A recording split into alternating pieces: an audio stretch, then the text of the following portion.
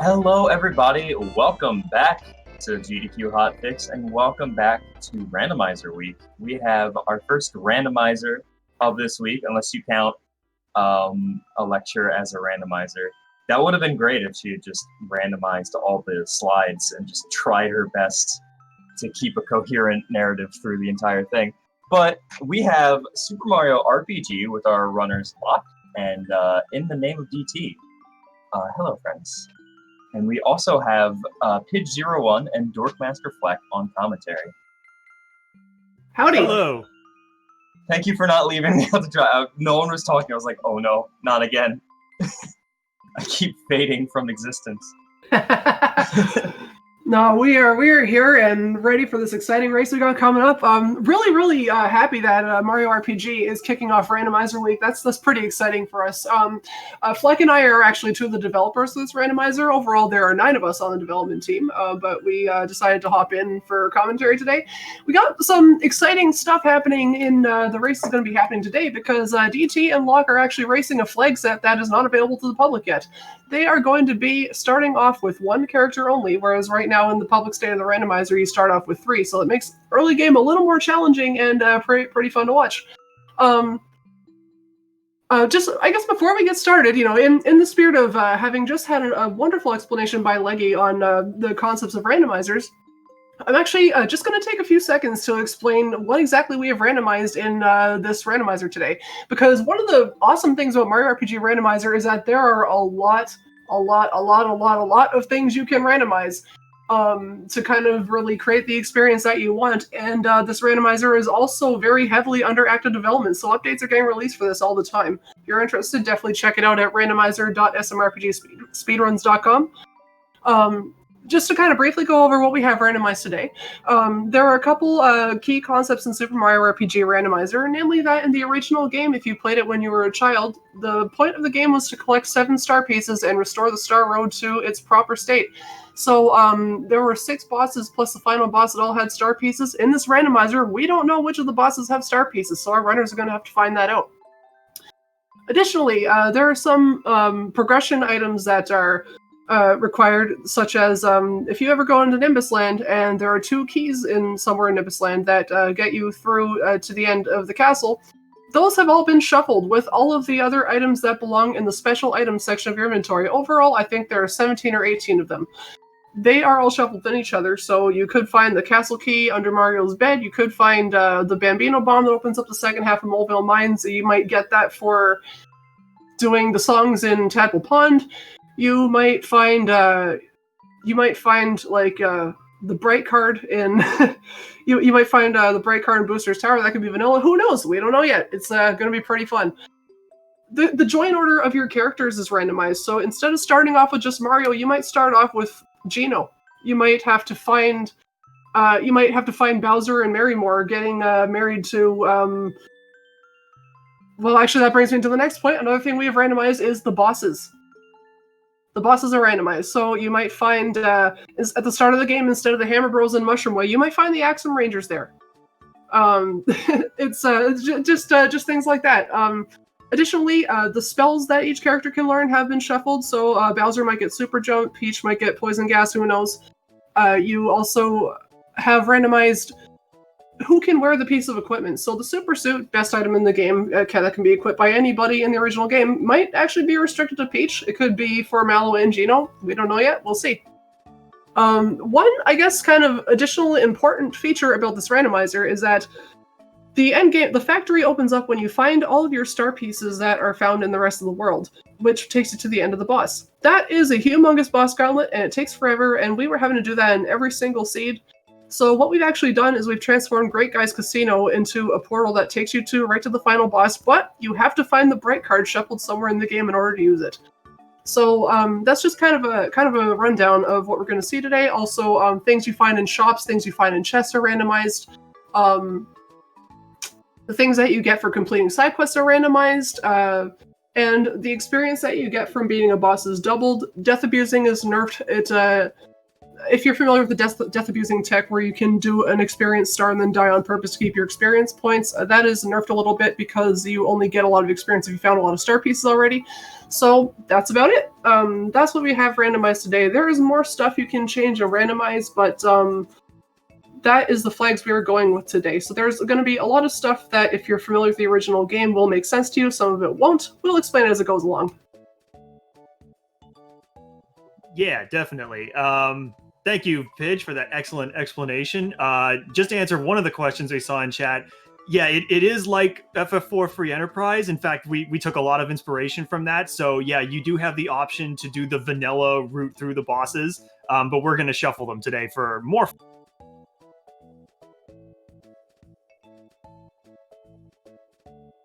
Are we ready to go? You two ready? I'd say we are. Yeah, let's do it. I'm gonna count our friends down. 3, 2, 1. Go!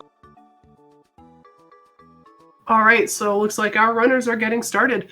The first thing that they're going to check is a key item under the bed. Oh, they got the castle key. When I was explaining earlier that the key items are randomized, some of them are progression items, some of them are just side quests that can get you an equip and everything in between. There are only 3 that are actually required for progress, and Castle Key 2 is one of them. That gets you into the second door in Nimbus Land.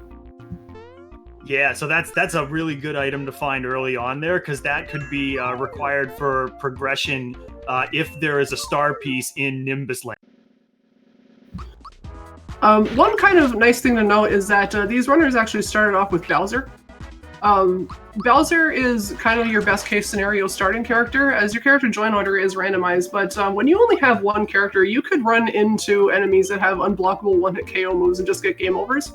So the first place you can recruit a character in this mode is Mushroom Way, and we see that this is where the runners are going to be recruiting Mallow. Bowser is really strong. He starts off with very good attack power and very good defense. So if you start off with like Peach or Mallow or something, then getting through even Mushroom Way to get a new character could be quite an ordeal, as you never know what you're going to find here. It could be very tough. But with Bowser, chances are they're going to be pretty safe.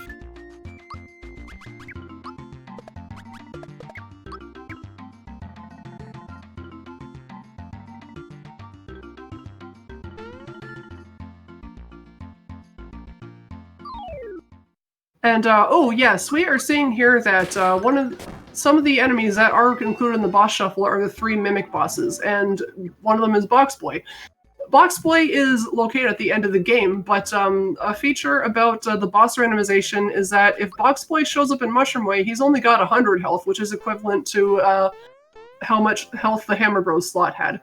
So the bosses are actually scaled to match what was originally there, so that they're kind of proportional with the area that they're in. Very similar to FF4 Free Enterprise. Yeah, that's right. So one thing to note about that is that does mean that if you find a late game boss at an early game spot, they will be weaker, but they're still pretty dangerous because their magic attacks can still be quite strong.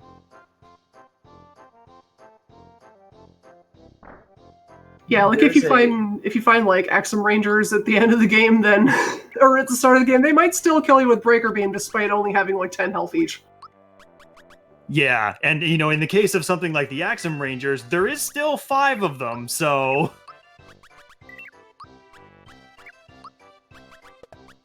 to answer a question that was asked in chat, yes, Kulex is included in the boss randomization. However, there will not be a star piece in his house in Monstro Town, but you might find Kulex running around in Moleville Mines or something.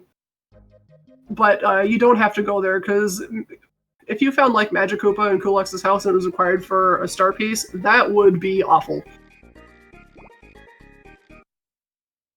or fun, depending on your definition of awful. Also true. Yeah, it looks like we got a pretty good shop there in Mushroom Kingdom. It had quite a lot of stuff in it. Yeah, the world map for the most part is open. There are only a couple places like Great Guys Casino and Yoster Isle that are locked. So Locke is he's getting the first Melody Bay item, which in the original game is an Alto card. Instead, he got the Cricket Jam key item, which he can turn in for a random piece of equipment. That's actually really good because you turn that into a Frog Fuchsius for a random piece of equipment. One of the caveats of the reward shuffle, the chest shuffle that we've done is oh, I guess he's not opting to turn in the cricket jam. Oh wait, cricket jam is never mind. Cricket pie is an item. Cricket jam is frog coins. That's right. One of the caveats of the reward and chest shuffle is that the equips that you get for turning in key items and the equips that you get for completing super jump side quests and defeating Jinx's dojo and Kulex's house, all 10 of those have been shuffled within each other. So instead of getting a super suit for 100 super jumps, you might get it for turning in the room key in Booster's tower, and then the zoom shoes that you normally get there might be in Tadpole Pond or something. So these guys have a whole bunch of shots at getting a super suit even if they don't do 100 super jumps. Yeah, that's a nice feature if you want to enjoy a bit more laid-back experience with a randomizer and get to play with some OP equipment you might not normally get to. One thing people in chat have already noticed is that basically all of the cutscenes in the game have been removed. This is very similar to like the Link to the Past or the FF4 Free Enterprise randomizer. So it's just to save time because there's really no point in sitting through those cutscenes every time.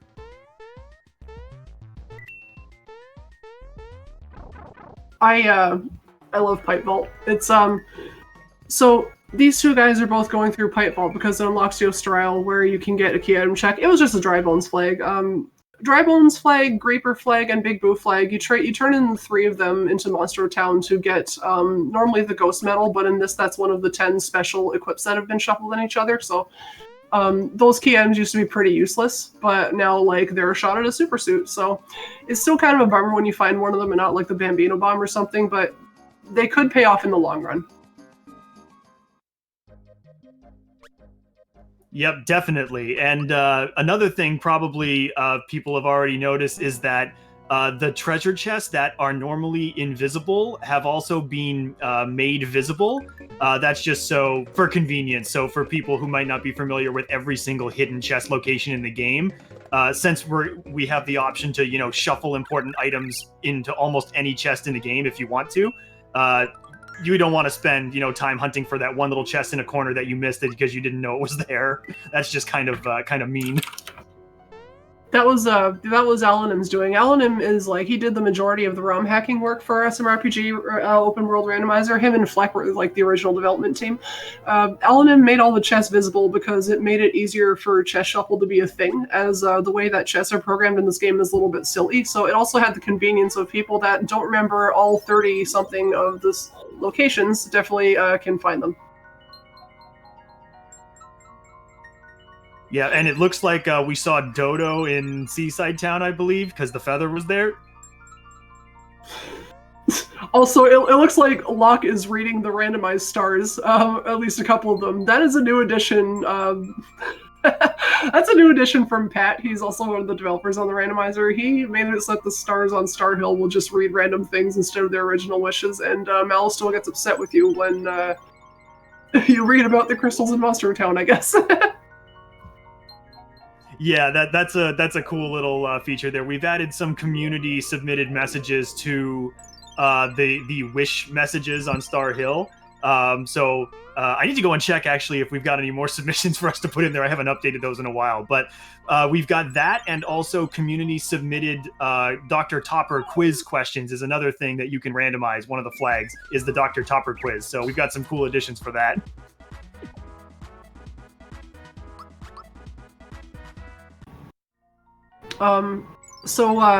Star Hill is a good early place to check because the enemy spawns are very consistent, and also it's generally like a good first check because it's the only place in the game where you don't have to fight a boss to get a chance at a star piece. The star piece will be here maybe like 12% of the time or something like that. I don't remember the actual number. Maybe a little more than that. But it looks like there's no star piece here. The only dangerous thing about Star Hill is that if you flub any of your inputs and run into an enemy, they're very strong considering that our team is at level 1 and level 2. This is a mid-game area, so you really don't want to get into any fights here. And if you do, hope that you can run away.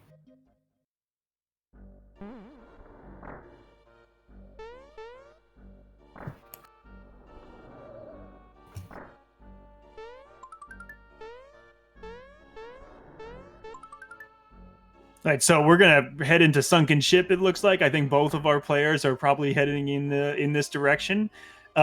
This has got a few key item spots, and it's got several boss fights in it, or connected to it. So pretty good odds that you're going to find something of use here. I think this is a dead end right now because there's like pretty much no way that at this level you can beat the boss in the King Calamari slot. But sometimes winners like to come in here just to check a couple of the item locations. Maybe Locke is just doing this to flex his 3D maze skills. I don't know. I know there are some people that he and I are mutual friends with that would be quite happy to see this. Yeah, just to clarify, the 3D maze is not randomized. Yeah, 3D maze level itself is not randomized, but he got a firebomb for his troubles. That's actually incredibly good. A firebomb does 120 base damage to every enemy on the field, and it can be multiplied depending on your Geno Boost multiplier and or enemy weaknesses. It's only that and the cannonball puzzles that are included in the chest shuffle right now, so that firebomb could be really useful in getting him out of a jam if he runs into, say, like Axum Rangers early on or something. And loving the Krakow Statues for Dodo. Oh dear, this is a problem. He ran into an enemy on his way out of the Sunken Ship, and that is an instant death. Uh-oh, yeah, oops. Oh, that's unfortunate. However, he knows that a firebomb is on the 3D maze. Meanwhile, DT, if he's not careful, he might run into a similar problem because it looks like he's dipping into Nimbus Land. Because Nimbus Land has a key item check that is behind a bunch of incredibly strong enemies, but if you can dodge them properly, then you might get something really good in here. So let's see what he does. And we see now that the boss at the Dodo slot is Jinx, which not terrible. That could be any of the 3 Jinx fights, but it's got about 1,000 health. Oh, look at him go. He's doing it. Oh, he found a super slap. That is one of the ultimate weapons of this game. So finding a super slap, if anybody in his party can use it. Oh, no, he runs into a bird. Oh, no. Oh, this could be... Birds are jerks. Perfect block. Very nice. Oh, but it's not letting him run. The game is a jerk. The game and birds are jerks. Indeed. Oh, that is unfortunate. This randomizer really increases the utility of the Sia item if they can find. Oh, that perfect block! Oh my gosh, the game is being so rude to him right now. Oh wow. Dang. Oh, he missed it this time. That's all right.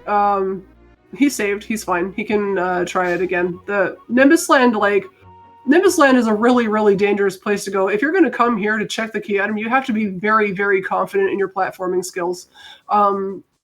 Players are often divided on whether to come here or not, depending on their level of comfort with getting through this area. Oh my gosh! And he got really greedy with that chest check. Oh, that's dangerous. And he runs away. Okay, now let's run away. Oh, we just got the Sia and the shed key. Oh wow, that's awesome. An excellent find for being stuck in here. That's awesome. Early Nimbus pays off. The shed key is a very good item because it opens up all of the shops in Seaside Town. Oh, another fight. Oh, this is a bad fight to get. But I think he knows for sure he wants that shed key and that Sia. If he can block enough of these to stay alive, the Sia will be very useful.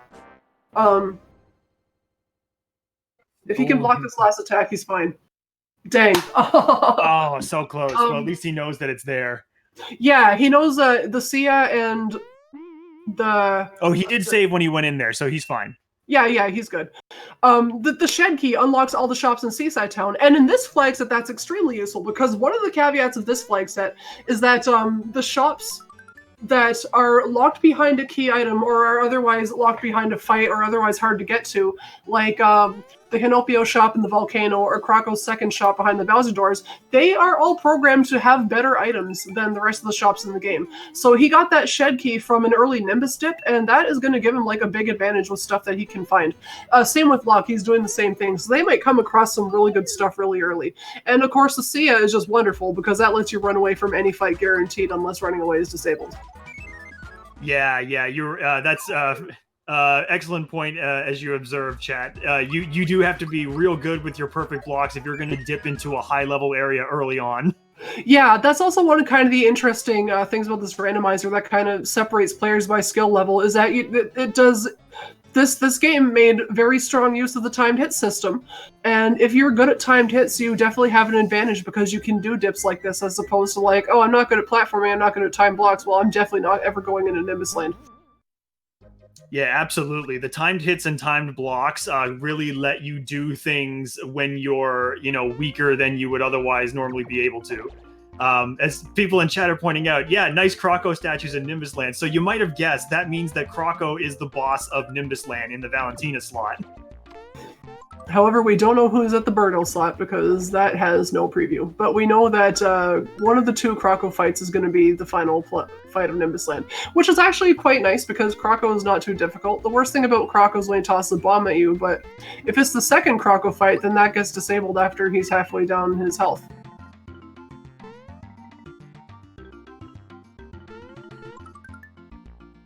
Oof, those 5 bird formations again. Oof.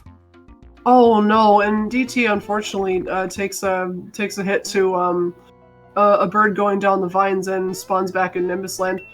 Yeah, that's really unfortunate. That formation is really tough because those birds get to act before your characters do. Yes, they are quite fast. One of the things that I tend to do as soon as I get out of Nimbus Land is I save in the Nimbus Inn, even though like usually that's really going out of your way, but depending on what I'm going to do next, you never know when it might come in handy. This is why you save often, everyone. The room that Locke is in is kind of rude. It's the boo room in Kurosura. Sometimes you can just be running around minding your own business and they just run into you. They just spawn right on you. Like there, almost happened again.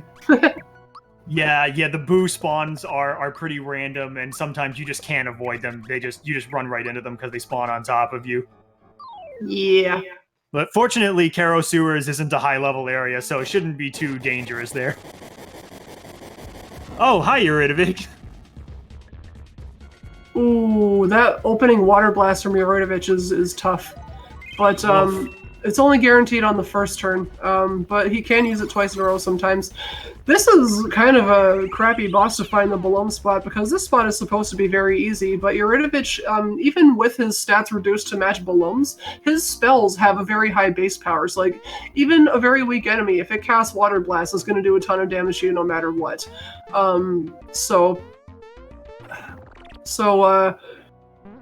Kurosua's not great. Yeah, that's the thing about magic spells is that even the damage is based on the enemy's magic attack stat as well as the spell's base attack power. So the spells are still very strong even if the enemy's stats have been scaled down for that slot. So like FF4 Free Enterprise, Mega Nuke is still Mega Nuke.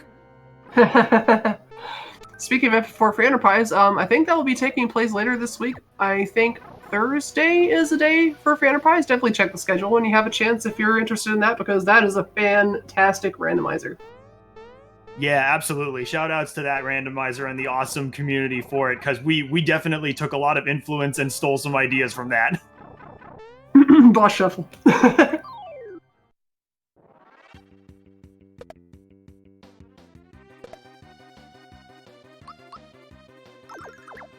Yeah, it looks like we got the Clerk Fight down here as well. This one isn't too bad. Yeah, it's just Mallow has no attack power when he starts out. This slot only has about 300 health in total that's divided up between the 3 enemies as the hammers are required to beat the fight, so they inherit a fraction of the total HP here. One thing that's kind of nice about the Clerk Fight is that he doesn't respawn the hammers when they die, and these hammers can also be taken out by Lanzor and Sheep Attack, which I believe Locke might have one of, but attacking them is just as fast, and the last one in the Clerk Fight runs away if he is the last one on the field. Yeah, shoutouts to the pink Bowser sprite too, since Bowser has the Super Slap equipped and it pulls up the Peach sprite for it.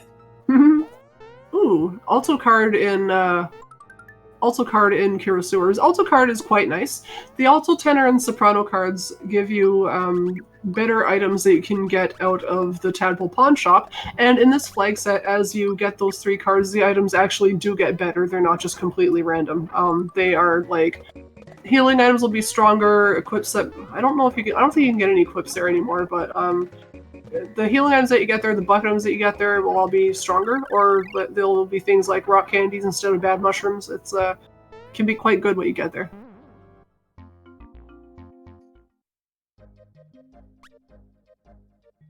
Yeah, so Hungry Ghost Tree, yeah, funny you mentioned about changing character sprites to match weapons.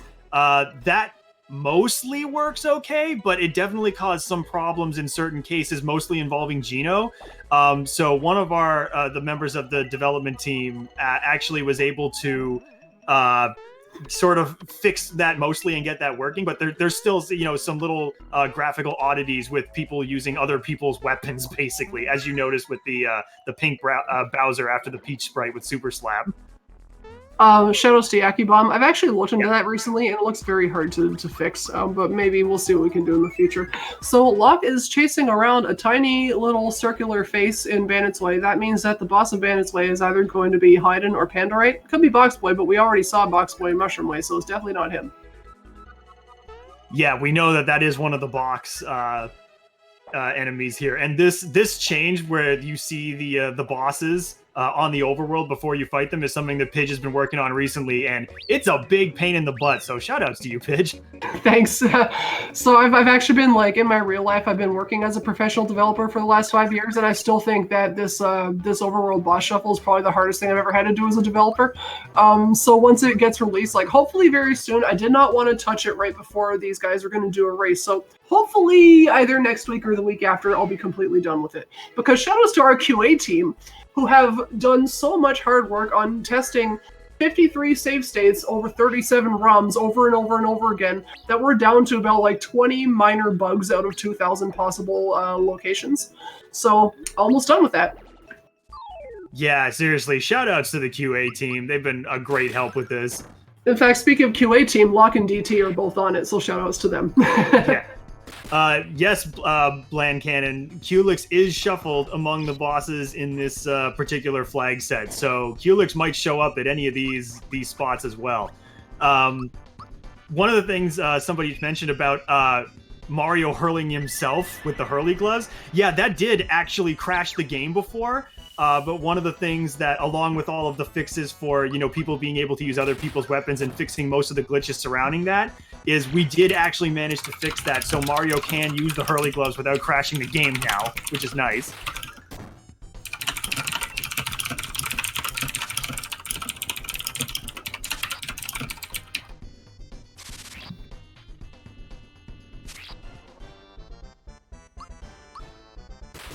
So, this is actually not the first release of this game's randomizer.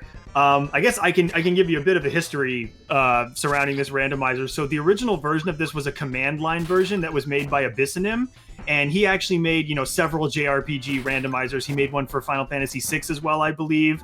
I think he was involved in the Chrono Trigger one, if I remember correctly. That might be someone else, but in any case, he made the original version of this, and then we adapted it into a web-based version. And my original plan was to just adapt it into a web-based version so it was more convenient to use. Then all of a sudden we got the idea, hey, what if it was open world like FF4? And that basically spiraled out of control into what you see now, in a nutshell.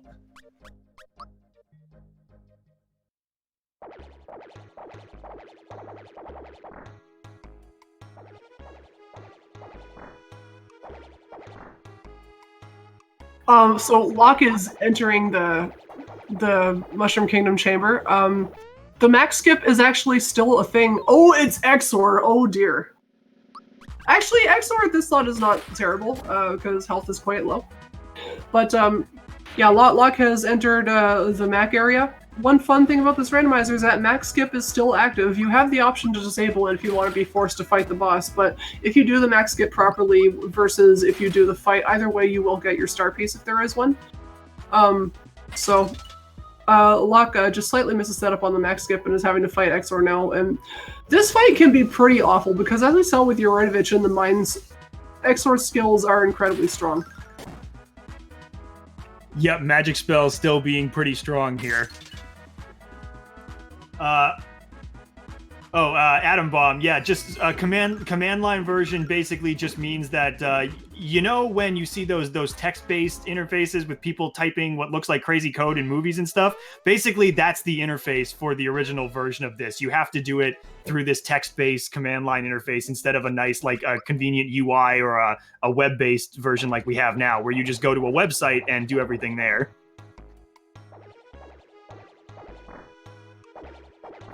Yeah, so to answer the question about boss damage, it's Xor's magic power has been reduced to be what Mac's magic power is. However, Mac doesn't know Darkstar. Darkstar is a stronger spell than Flame Wall, a much stronger spell than Flame Wall, regardless of who's casting it. Every spell in the game has a base power, and the base power is unchanged. So, you know, you get Xor in a really weak slot, but Xor has incredibly strong spells all around. So, ooh, Locke is tossing the Red Essence. That's a good play. The Red Essence is a move that makes the user invincible for 3 turns, and that should be about all he needs to take down Xor.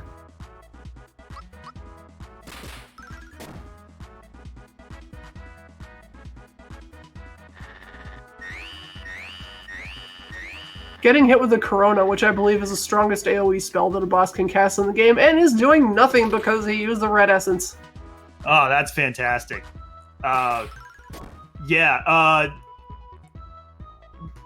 Rambler, you should be thankful that you still get to Geno Whirl Xor, because if I had my way, that flag would just be on permanently. Yeah, Geno Whirling Xor is a flag that you can turn off. Same with doing the King Bomb glitch on Magic Koopa. Those two glitches, those two exploits as well as Max Skip are all things that you can turn on or off. Kind of similar to the no free bosses option in FF4 for Enterprise. Another flag that you have makes Geno Whirl not work on anything if it's in a boss fight. So none of those are turned on for this, just because I wanted to keep some integrity with the original game.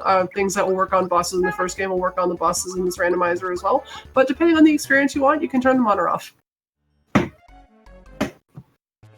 All right, Xor's dead. That's great. Randomizing enemy spells actually is a feature upcoming also by Pat, who's a developer that did the randomized messages on Star Hill. He has built a boss spell randomizer, and that's going to be quite fun when it's released. Yeah, that should be pretty neat. There could be some scaling in there so that maybe earlier bosses use less strong spells, or just, you know, no restrictions and it goes crazy. Who knows? I'm excited to see Krakow use Darkstar instead of Weird Mushroom. Yeah, I was a little worried that they weren't going to get a star for Mac, because I did vet this seed a little bit before we started, and I remember that Mac had a star piece. I didn't want to say anything, but if Mac didn't give a star piece there, then that would mean we have a problem. But luckily he did, so we're all in the clear. Yeah. So just to answer another chat question, so normally Geno Whirl doesn't work on bosses. I mean, it'll do some damage to them, but the main thing about Geno Whirl is that if you get the timed hit properly, it does 9999 damage and just one-shots anything in the game. That doesn't work on bosses. They're immune to that normally. The thing with Xor being able to do it is arguably a bug in the original game. There's some debate over whether that's a bug or an oversight. It's not, a bug strictly speaking, but it definitely doesn't seem to be intended.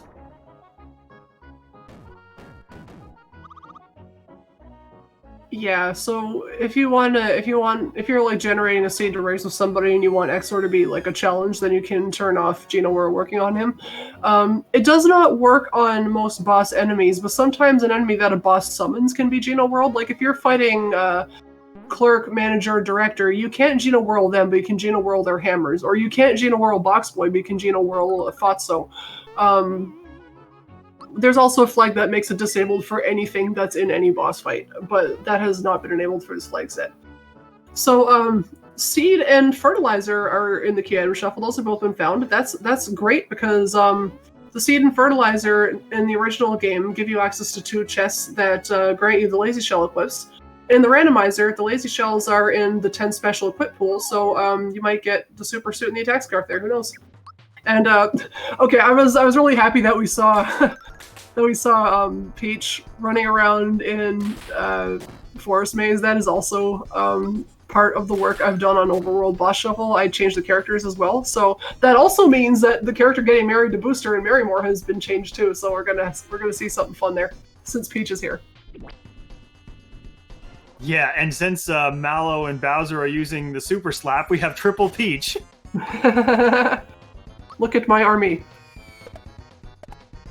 Ooh, looks like Balloon 2 here. So you notice actually in the name, it's a subtle thing you might not notice because it's fast, but the names of the bosses got changed slightly. So bosses that have 2 different versions that you fight, Krakow, Balloon, Jinx, well, Jinx has 3.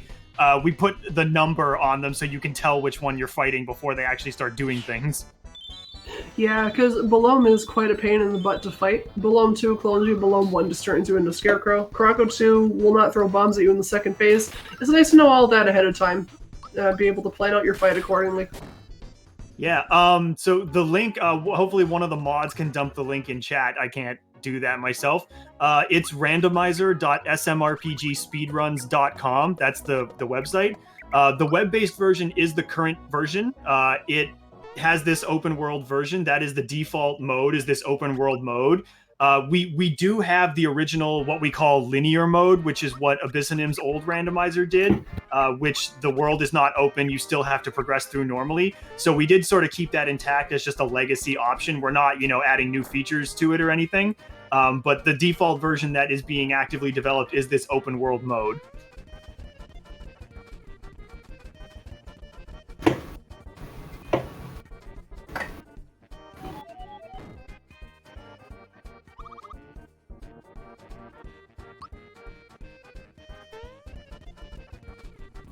Yeah, shoutouts to the Rosetown music. I'm excited to see what's on this lazy shell check. We didn't take this cutscene out because Alanim took it out once and then forgot to commit it. But then it turned out that people in the community liked this cutscene so much that he just left it in. Yeah, I think if we remove the gardener cutscene, people might riot. This is one of the few cutscenes that is intentionally left in. Very small number of those. Been slowly eliminating some of them to clear up space in the game code as I'm going through like this overworld shuffle stuff. Well, it's not so much that we removed all the cutscenes, we just removed a lot of text boxes, but the gardener's dialogue is just so funny we left it in. Yeah, everybody likes the gardener. Comedic timing on this scene is A+. Oh my gosh, I just said super suit and attack scarf randomly as an example, and that's exactly what he got out of the chests.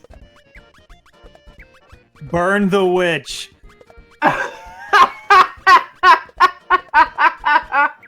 Incredible. I'm terrible. I'm the absolute worst. Well, there is your super suit. I rolled the scene too. Oh, that's great. Those are appropriate items for the lazy shell spot because that's a high value slot. So, yeah, well, M2 is on, so it could have been any of the items in the 10 special equip pool, and it just so happened to be the suit and the scarf, which were just the first ones that came to mind when I explained like what could possibly be here. And sure enough, that was them. So I feel I'm feeling really good right now. Yeah. Oh, don't worry, Chad. This isn't the God Seed. The God Seed is getting the super suit in like one of the early shops that you can access. Oh yeah, like when I played this for GDQ a couple weeks ago, and I like walked into the Mushroom Kingdom shop, and the shopkeeper gave me a super suit for free. Oh yeah. So for full disclosure, I actually did read the seed ahead of time. However, I don't have a way to print a spoiler log, so what I did was I checked all the boss slots just to make sure that none of them were hard locks. Because this is an unfinished feature, so it can be a little bit buggy sometimes. If you saw the run we did for Skybuild show a couple weeks ago, where it crashed in Barrel Volcano and my star piece was there, so we had to fix it live. I checked all the boss slots, so like before I gave them this seed, like just to make sure it would work. That is the only checking I actually did. I did not know what was any of the chests or anything else. Oh yeah. Depending on your equipment shuffle and shop shuffle options, yeah, you might find the super suit rather, in one of the shops, and your whole party can equip it, and it's fantastic. It's kind of like when you could find like the butter sword in Kakariko Village in Link to the Past.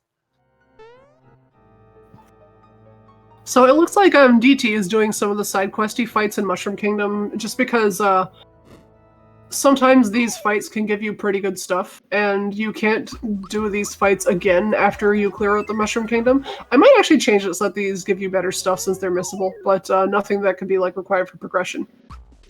Right, yeah, you might just get some good equipment off it or something like that. Yeah, since these are missable slots, they don't have key items since there's no way to go back for them.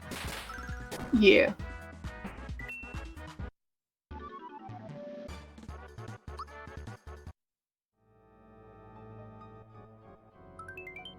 Yeah, and Locke is fighting the flunkies here, which you don't have to do, but you know you get a bit of experience and an item from them. So.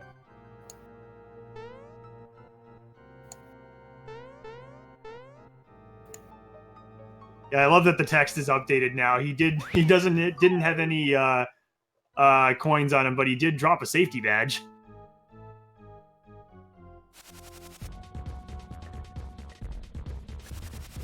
Safety badge is an underrated equip. The description of that equip in the original game says prevents mutant poison attacks. That's not what it does. It prevents every status effect in the game, but it only lists 2 of the 6 that it prevents. That's a little silly.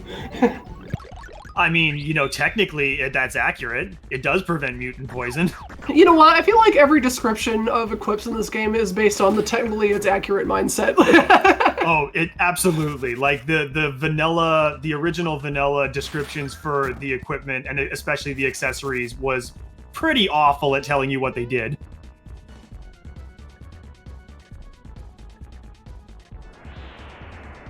So that's actually one of the things that we changed in this is that we updated the item description so they actually tell you what the stats of the item are. That's also convenient just so you can see them in the shop when you're buying them before you even buy them.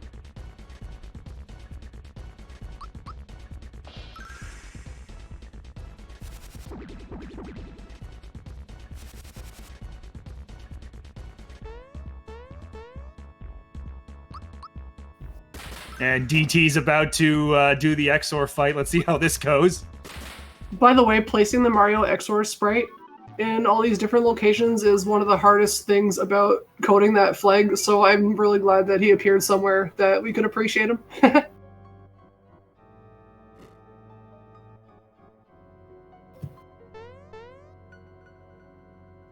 Oh yeah, it looks like Krakow and Valentina did just swap, didn't they?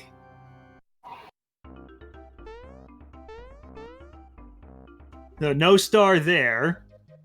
But we're going to go do Booster Tower next, it looks like.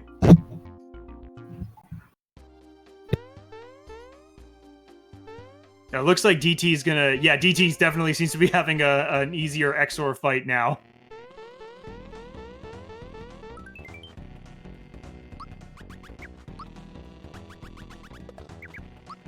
The Valentina sprite, like, running extremely fast around Moleville Mines is like one of my favorite things about this randomizer. She just looks so funny. She's like walking super fast.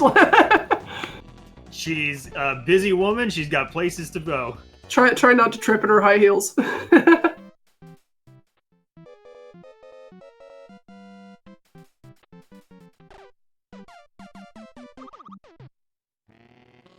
Oh yeah, thanks, Sean.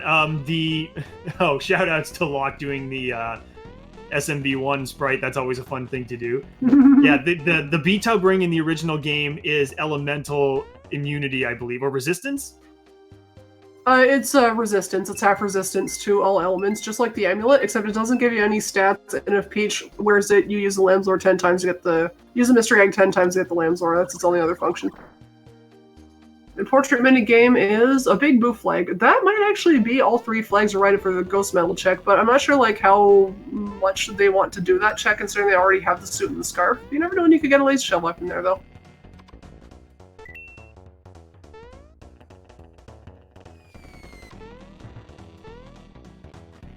I think B-Tub actually is supposed to stand for bathtub ring. It's like a pun on like the ring of grime that can sometimes appear around a bathtub. Like, I know it from Garfield comics. I think it actually is. We're like limited with how many letters you can have in the English version. Quite limited on space for names, as opposed to like the Japanese version, where Japanese can fit a lot of concepts into very few characters. Yeah. Yeah, a couple of the questions about, I think I saw someone asking earlier about like possibly changing like the Smithee sprite the way that FF4 does. So the problem with general like sprite changes in this game is that there's a lot more like animations and stuff compared to like FF4, where the boss just basically has a single sprite that sits there and flashes when it does things. So graphically, it's a lot more complex than a Final Fantasy game typically. And the graphics are also compressed in this game, the way the sprites are laid out. So it's a little crazy to try to do that. So I don't know if that's something that'll be possible in the future. Yeah, it's definitely something that we'd have to research a ton and possibly hire more people for that, like really know their way around this game. Because like, I'll just kind of relate something about this to demonstrate how difficult it is to work with sprites in this game. When you see these bosses in the overworld that are shuffled, sometimes like the hammer walks around in Booster's tower, changes what direction he's facing, does sequences and stuff, just like Booster does, except they've been adapted to the hammer.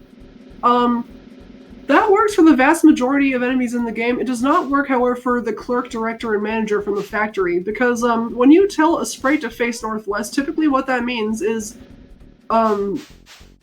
most sprites in this game have a series of sequences. So sequence could be walking south, walking north, doing an attack, Booster crying, that kind of stuff. An attack is basically just, a sequence is basically just an animation. Northwest generally means load your north-facing sequence, which almost always is sequence 1. It always expects us to be sequence 1.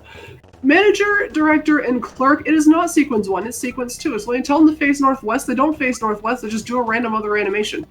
So what I did actually was I went into the sprite data and I switched the order of their sequence 1 and sequence 2 so that the face northwest commands will work on them. And you'd think that would be as simple as changing two numbers, but when you do that, it shuffles everything else in the ROM around for reasons I don't understand. It was one of the hardest things about doing this boss randomization because like the references just make no sense when you're trying to just change two simple numbers. It ends up like moving them 300 bytes away somewhere else in the code. So don't ask me how I figured it out. I eventually did. I don't remember how. So if something as simple as that is really difficult, you can imagine the work we have cut out for us if we try to change sprites altogether. Yeah, pretty much. Yeah, the changing sprites in general in this game is extremely complicated.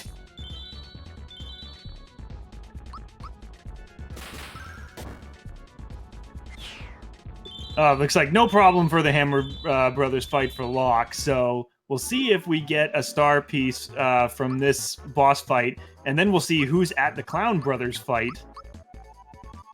Hammer Bros is one of those fights that I like to classify as technically free, where every attack they can do against you is perfect blockable.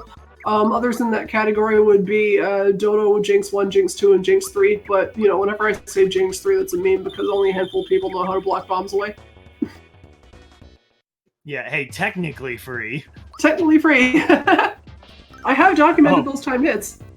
Oh, hey, well, we didn't get Clown Brothers, but we got some other brothers. Oh, we got the other Clown Brothers. Yeah, I guess they are kind of clowns, aren't they? The Snack Brothers. Cloaker uses like one of the bumpers from Sonic's casino levels as a shield. They're the Clown Brothers.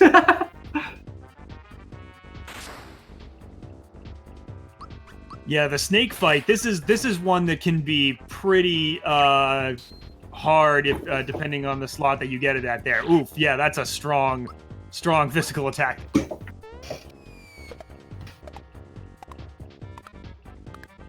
This is a really good strategy to use if you're confident in your super jumps, because if you take out Domino, Cloaker teams up with Earthlink.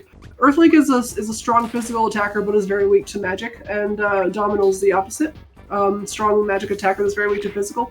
The strong magic attacks can be kind of a problem if you have a weak party, like if you're quite low level, because typically when you're in this fight, you're at the end of the game. So if Locke is confident in super jumps, he can actually do quite a bit of damage to Earthlink, because super jump is a magic attack. Yeah, we are definitely stepping on this snack.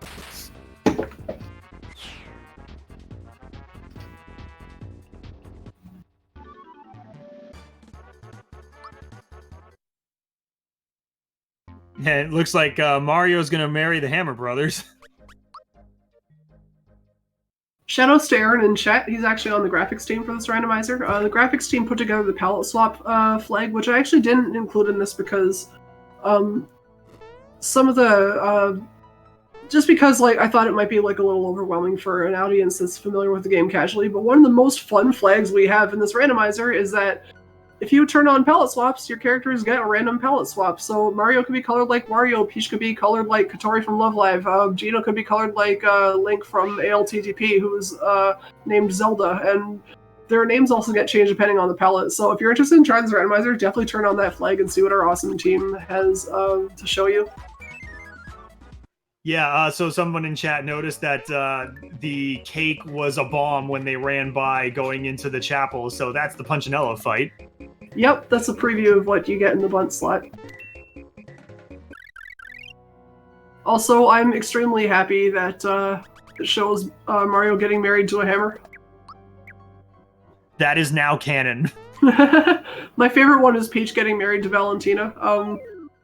Mario's animations for this were exceedingly difficult to write compared to everyone else because his sprites he has so many more sprites, so everything is kind of out of whack for him.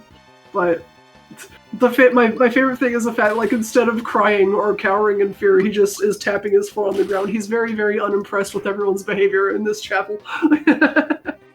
Yeah, he's not impressed with having to get married to a hammer. Not impressed with being knocked into the altar. Oh yeah, second,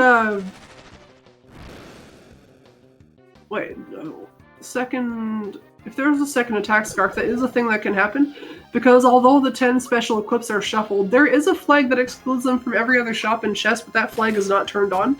So you're guaranteed to get Super Suit, Attack Scarf, 2 Lady Shells, Quartz Charm, Jinx Belt, Ghost Medal, Froggy Stick, Chomp, and Zoom Shoes. Those are the 10 items. You're guaranteed to get all of those in the 10 slots they normally appear in, just shuffled, but they can also be in shops and other chests. They're just quite rare to find. There is a flag that makes them only appear in those 10 places, but I did not turn it on for this showcase.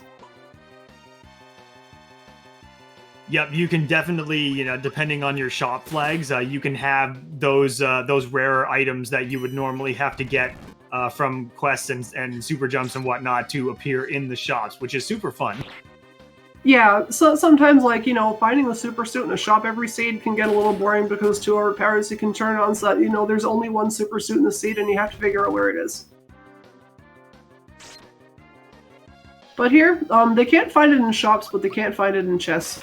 The shop flags are quite versatile in this randomizer. I've turned on one that includes everything except the best items in, looks like there was nothing shuffled into the armor shop. Everything except the best items can be found in a shop, and the harder to access shops will generally have, like, the top 75% of items, like the better items in the pool of what's allowed to be in a shop. However, like, the shop code I need to rewrite a bit because it's not as intelligent as it could be, so if there's actually no possible items in that tier to put in a locked shop, it just only puts pick-me-ups there. So that could mean that, like, all the good equips are in Barrel Volcano or in Krakow shop. Or in the Frog Coin shops. Yeah, shoutouts to shop shuffle logic, because that can get pretty complicated.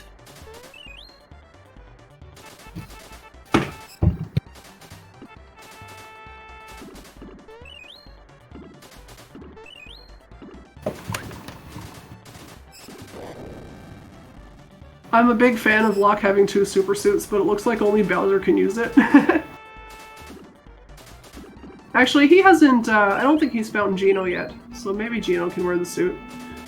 Sorry, I meant DT, not Locke. DT has a second suit. Locke just found Geno. In this flag set,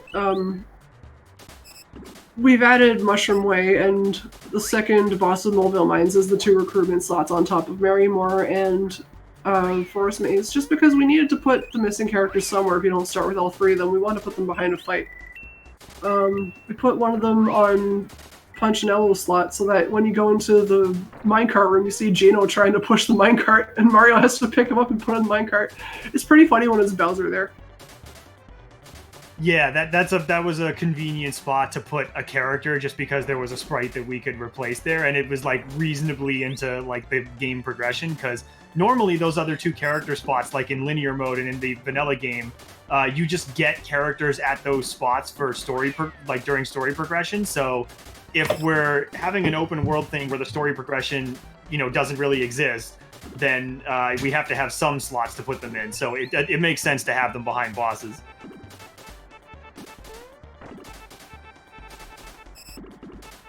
So there is a way to randomize some of the mini games, namely the ones in Bowser's Keep behind the Bowser doors. So, like I mentioned earlier, we have a Dr. Topper quiz shuffle option, and that has community submitted questions, trivia questions. All of those trivia questions are about the vanilla version of the game. So it's based on what happened in the original version, not anything to do with stuff getting randomized. Just in case you're afraid of that. The other thing you can shuffle currently in there is the ball solitaire and the magic button puzzles. Those layouts can be shuffled so that they'll be randomized. So you can't just memorize. Well, the ball solitaire you had to memorize. The magic button game is technically you got to memorize it, but it's not really much of a challenge normally.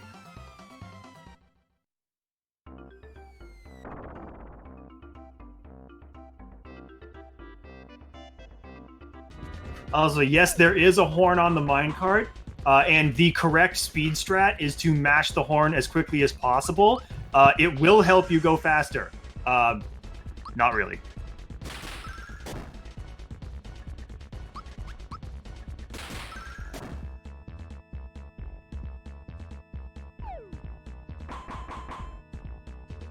To see Mario in the Marymore cutscene again, I love this. This was so much fun to code. Yeah, the Marymore cutscene is like one of the best things about all of the boss sprite shuffling and everything, and character shuffling. Liz, if you like blue hair Peach, there actually are a couple palette swaps that give her blue hair. There's one that gives her blue hair and a lighter pink dress and changes her face a little bit, and then she's named Tia from Lufia 2. Yeah, that is another thing. I guess we don't have the palette shuffle turned on here, but yeah, the palette shuffling gives special names to certain palettes certain color schemes that we have programmed in that are like, references to other characters and things.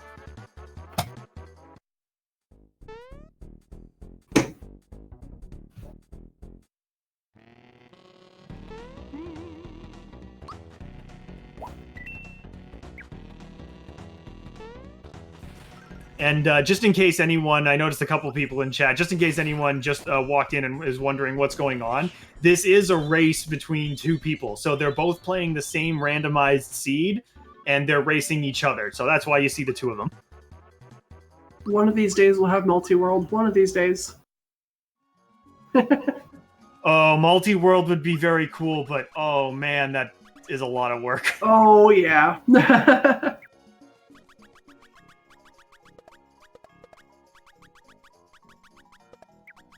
Yeah, another thing, interesting technical detail you might notice is that the snake boss here, that's in its regular background, its default background. So the reason for that is because this is one of those bosses, also like Xor, when we saw Xor in the Mushroom Kingdom, where the boss doesn't really work without its default background. I think Calamari is another one of those, because those are special backgrounds that are sort of baked into the fight. In the case of Xor, most of the boss sprite is actually part of the background. The only parts that are technically the boss sprites is, the moving parts of the eyes and the mouth and the top.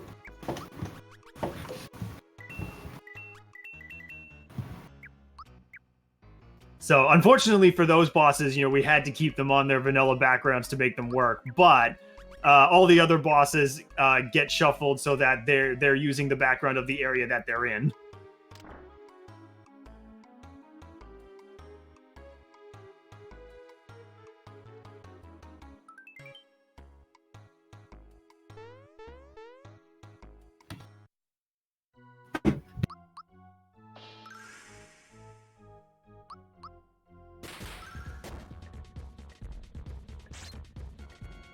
Now we get to see Dodo in Seaside Town here. So there's an example of what I was mentioning, where in this case, there's nothing wrong with Dodo being on another background. So he gets to be on the cliffside background here for the HOTFIX fight normally.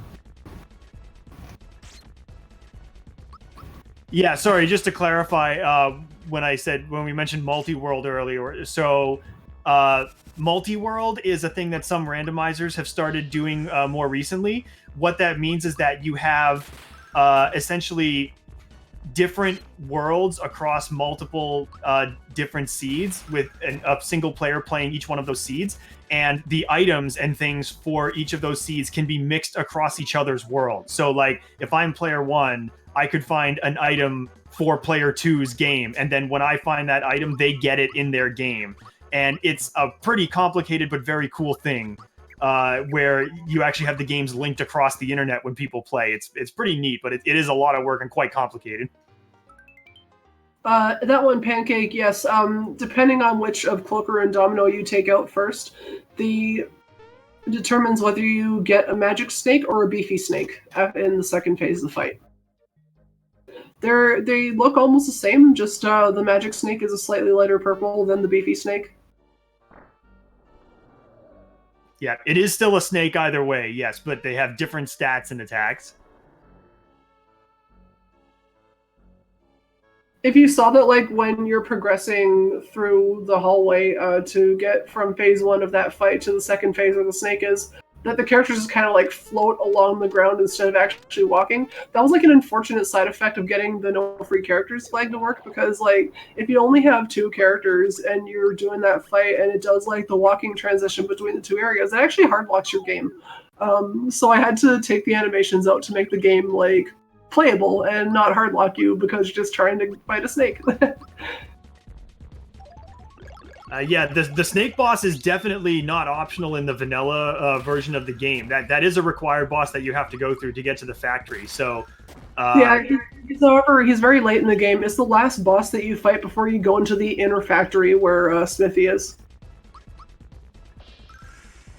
Yeah, definitely. Let's see the cake fight in the Sunken Ship here.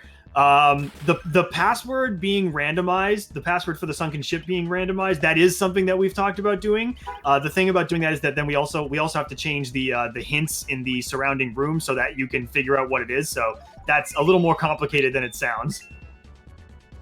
I have a couple ideas for it, but they're in my Evernote files with everything else I want to do for this randomizer. Yeah, we have quite the laundry list of things that would be cool to add. Indeed. Yeah, so the thing about the cake fight here, since this is in the Calamari spot, I believe here, the King Calamari fight has a large amount of HP because you go through 3 phases with all the tentacles. So that total amount of HP is going to be put on whatever boss is here. So that's going to be split between the 2 parts of the cake here. Yeah, the King Calamari slot has a ton of health because in the original game you're required to kill all 8 tentacles plus King Calamari himself, and each one has like a couple hundred HP. So that because like the inheritance of HP that every boss gets is depends entirely on what was required minimally to finish the fight in the original game. So like in Kulex's house, which the runners won't be going to because it's not required in the seed.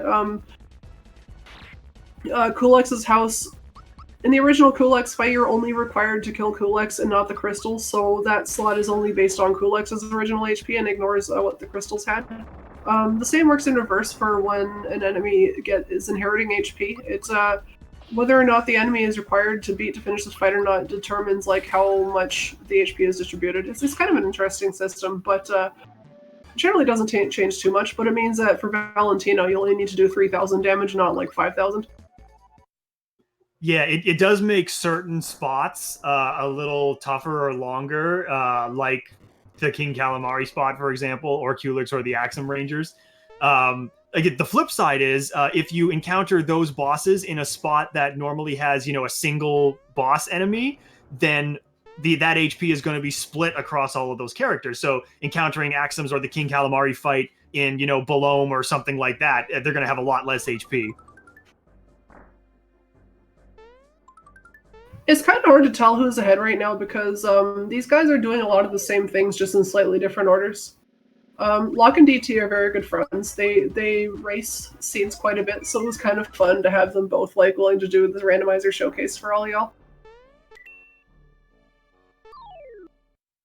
Yeah, I believe they both have the same number of stars so far, so it's going to depend on who can find where those other star pieces are first.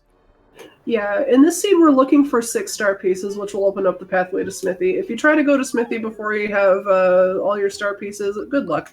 There is a setting where you can have to find 7 instead at first, but I thought the 6 kind of made more sense from in the vanilla game, so I just made it 6.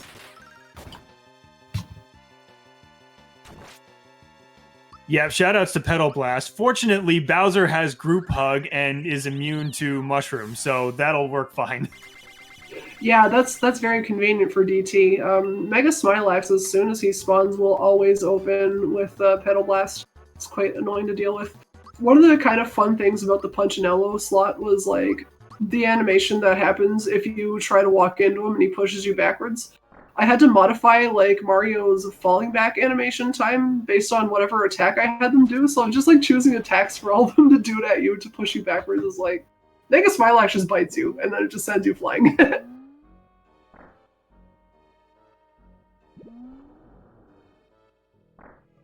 That's a good nickname. You're Riddle-Loam. I like that.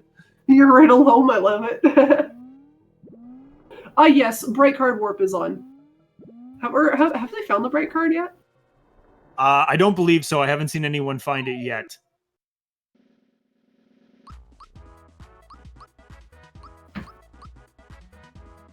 Has anyone done the knife guy check in Booster Tower? I don't think they have. Yeah, they did. Did they? Check to go back to Knife Guy. Yeah. No, I don't think they went back yet.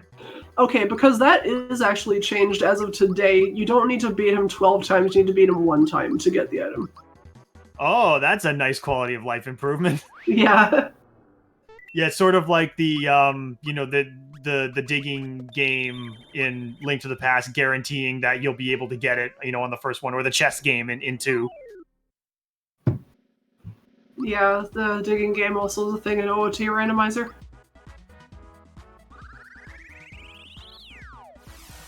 However, that is not live on the site yet. It's in this build that is not public, but it will be public as soon as I'm done with the graphics code. Yeah, this race is basically a little preview of the new changes that you've been working on. So hopefully we'll be able to have this live soon for y'all. We don't have an exact ETA for that just yet.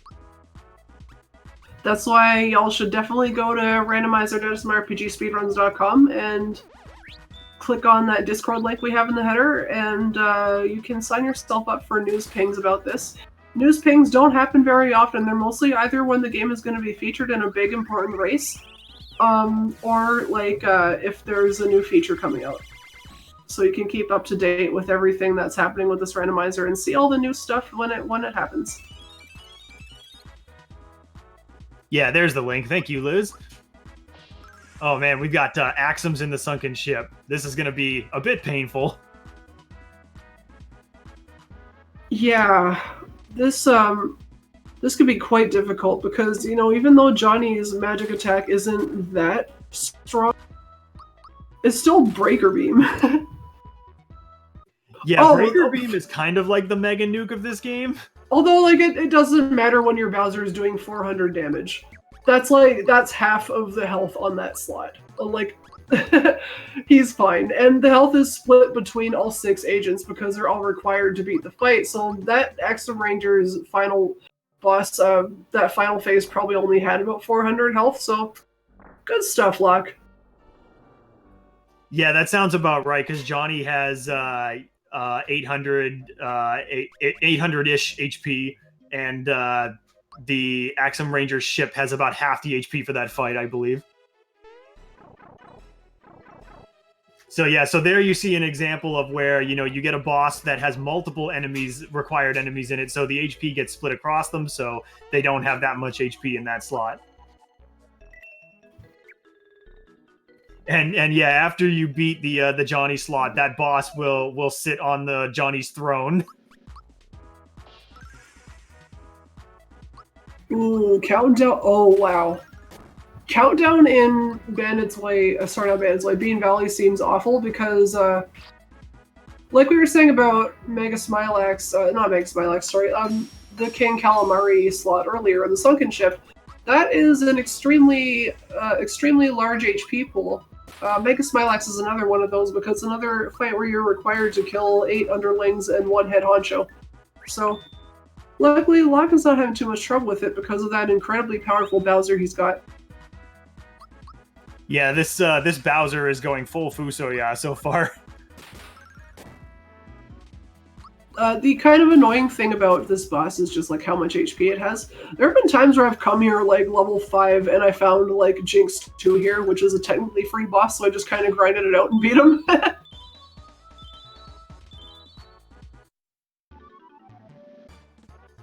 Yeah, fortunately, at this point in the game, they've leveled up a bunch and they found some powerful items by now. So hopefully they shouldn't have too much trouble going forward. Yeah, Kurt Mage. So that's a sort of graphical side effect of people equipping other people's weapons. Basically, when you use the attacks for those weapons, they're animated for those characters, so they have to basically turn into that character in order to use that weapon. To be honest, it's actually kind of amazing that basically works for the most part as is without any changes. We did have to make some changes to fix issues where certain combinations would mess up the game. But for the most part, most of them actually worked just with those odd, graphical sprite swaps. So, kind of important thing on DT's side, he just found Castle Key 1 at Knife Guy and Booster Tower. That is a really easy key item check to miss because he's only there after you finish all the bosses in the tower. And Castle Key 1 is required to progress through Nimbus Land. So if Nimbus Land, Birdo, or Valentina has a star piece, that could actually be a huge advantage for DT if Locke doesn't go back to check Booster Tower. Ooh, yeah, that's excellent insight there. So yeah, you have to go all the way back up Booster Tower, so it's easy to skip that particular key item check. Was it Castle Key 1 or 2? I thought they found 1 under the bed at the beginning of the game. I think Castle Key 2 was the one they found at the start of the game, but I could be wrong. Either way, DT has both Castle Keys now. Yeah, okay, they definitely found both of them, but one of them was there. Okay, yeah, you could be right. It might have been Castle Key 2 that he just found. I forget which one it was when I banned the seed earlier, because I did that one check and nothing else. And I also checked to make sure that Knife Guy did not have an alto card because the progression doesn't work there properly if it's an alto card. But yeah, DT now has both Castle Keys, which is going to make Nimbus Land an enticing check for him. Yeah, indeed. It being Castle Key 2 does make that a little better for Locke, since he can get a little ways into Nimbus Land to check some of those spots, but he won't be able to get all the way through. I was going to say, since Mr. Spokes mentioned, the game used to crash when Mario used the Hurley gloves. That was something that we did actually fix, I think, a little while ago. So when Mario uses the Hurley gloves now, it just throws the little doll. Yeah, that was a Yaki Bomb animation fix. He did a lot of awesome work on getting the animations to not hard lock the game so Geno can use other items now. Yeah, that was the big one, is that he figured out how to make Geno not an island anymore. Geno used to be only able to use his own weapons, and nobody else could use Geno's weapons because they would soft lock the game. That was a weird one. I don't know why Geno was so different compared to the other characters. I guess because his weapons have, particles and stuff in the animations, maybe? Yeah, I think it has something to do with that. Yeah, shoutouts to Merles. I love when GDQ has an on-site event and they're doing all those prizes. They always have lots of Merler bead sprites. My favorite things. Yeah, they always look so cool. All those Merlers. I love working with Merlers. And anyway, DT is having a little party with this 2000 HP cake. The cake is also kind of like an interesting challenge with getting a single starter character to work properly, because if you take a single character into the bunt fight, it's it's unbeatable. Because in phase 2, you knock out a candle, he respawns it. You can only kill Blunt's second phase when all the candles have been knocked out. You never reach that point if you only have one character. So I had to change his battle script just a little tiny bit, and only in the circumstance where you have a solo character. If you have 2 or 3 more characters, sorry, you're on your own, no changes.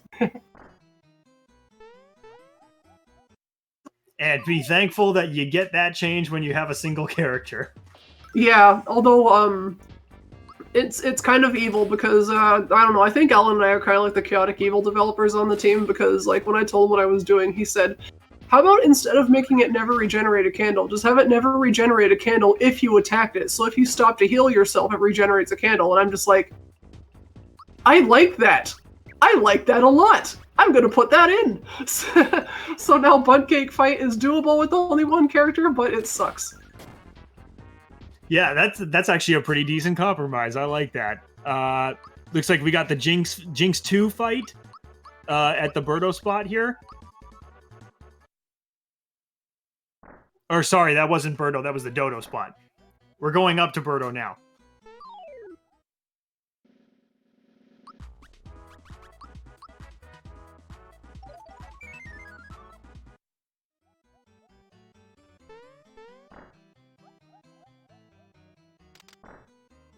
Yeah, those Krakow statues, those are great. The Krakow statues are there because that's your hint to the final boss of Nimbus Land in the Valentina slot. So that means that Krakow is at Valentina. Now, Birdo, on the other hand, you don't get a preview for because it's the egg there. So, surprise! Luckily, it's Jagger, which is a technically free fight.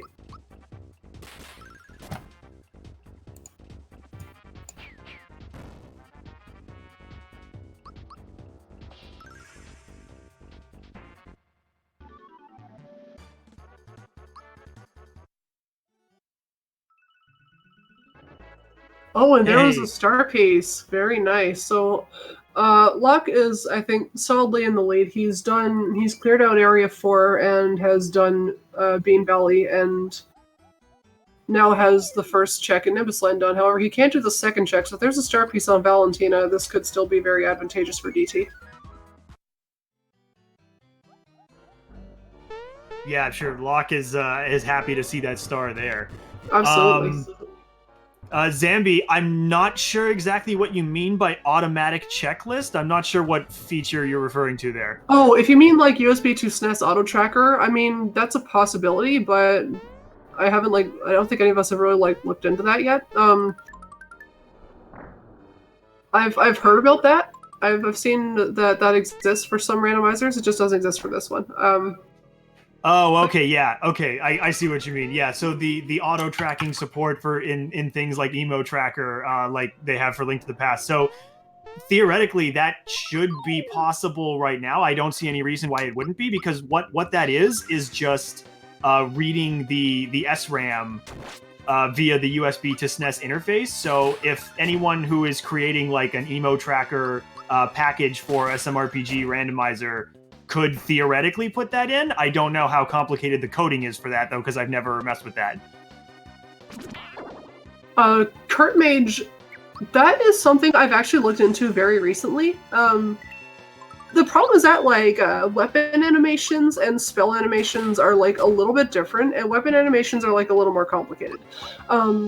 Getting it to like change back the original character takes like a ton of space.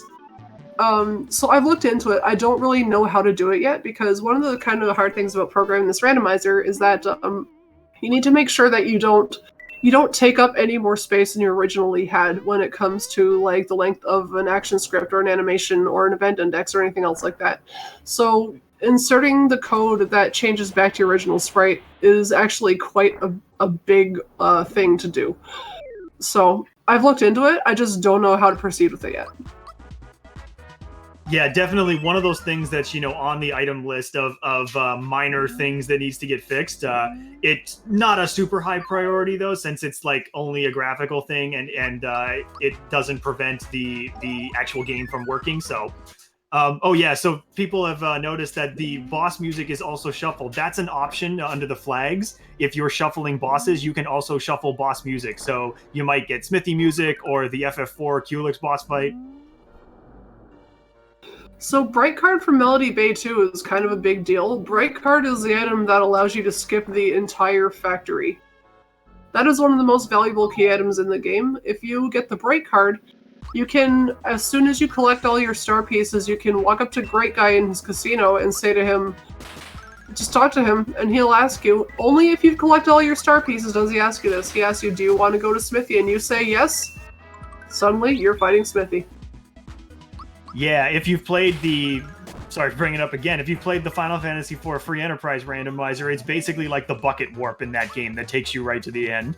It's like, yeah, it's it's the same thing as the pass, essentially. It brings you right to the final boss. Speaking of Final Fantasy IV, yes, you did hear Final Fantasy IV boss music in this game, because that is a rendition of that was done for the Kulex boss fight in this game, which only happens once, but we turned on randomized boss music so you can hear it anywhere in a fight. One thing that I find really funny about that randomizer that I got like really pretend mad about was that they have a part where when Edward plays the Twin Harp when you're in Cave Magnus, instead of playing Edward's default Twin Harp song, it plays a random song from another game. And I've heard it play that song, and I was just sitting there like, why is it playing the boss music on the Twin Harp? Like, why is it pulling it from the same game and not a different one? And then I checked the harp afterwards, and it said, this song is Fight Against Kulex from Super Mario RPG, and I was like, I'm so mad right now. I could just turn off my console, but I'm not going to. I need the world to know that I'm extremely mad right now. That is fantastic. I'm so happy they put that in there. Yeah, me too.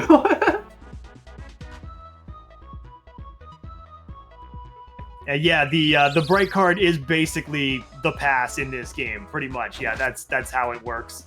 The Knife Guy minigame, I mean, we made it less challenging. Like Pidge mentioned earlier, you only have to do it once instead of 12 times total. Yeah, originally you had to do it 12 times, and that's really just kind of a drag for something that is just...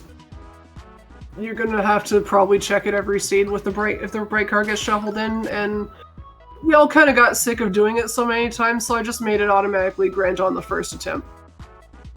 Yeah, no, I think that's a pretty good change, to be honest. So, Zambi, there are trackers for this game that track items and bosses, and Pidge even has made a shop tracker for tracking what items you find in the shops if you want to, refer back to it. We're not showing any of that on the stream right now. I'm pretty sure both of these runners are probably using a tracker on their own, but we don't really have, the space on the layout to really show it, unfortunately.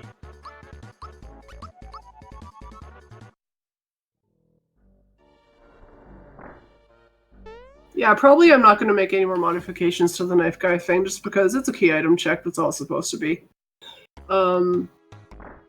Yeah, we have a couple of trackers, but what's the problem with the SMRPG tracker is that it doesn't have remote support right now, so we couldn't, it'd be really hard to have, have it set up so that somebody was doing the tracking, because it's not integrated with Randomania trackers like most other randomizers are.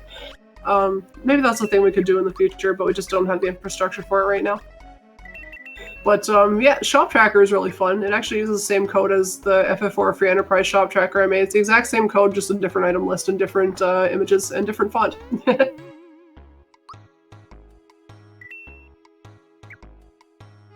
Also, what is up with Jinx being in the dojo? Is this even randomized?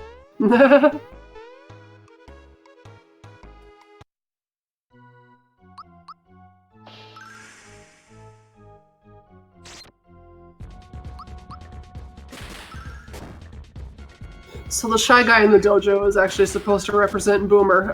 One of the kind of restrictions of doing sprite shuffle in this randomizer is just that, the graphics engine for SMRPG is so complicated. If I had tried to actually stick Boomer in this dojo, it would be causing a ton of bugs right now. A ton of bugs that just look awful. So we had to find tiny representatives for each boss in the game that doesn't have an overworld sprite. So for Boomer, we chose a Shy Guy to represent the chandelier that he stands on.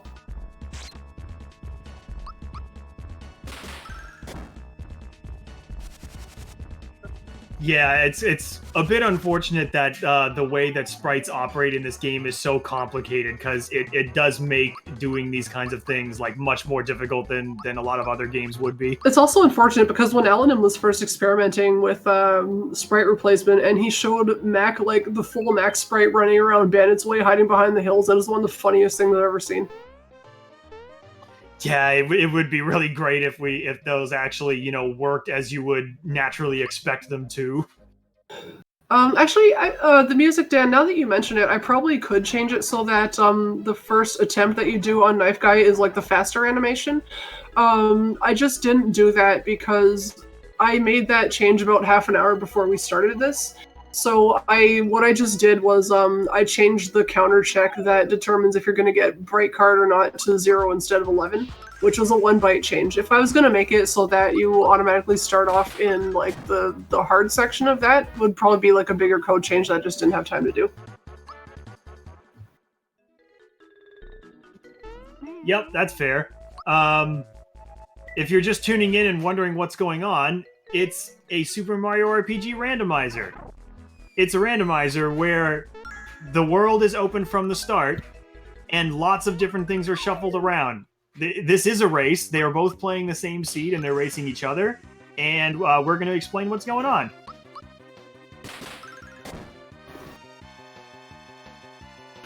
Ooh, this is unfortunate.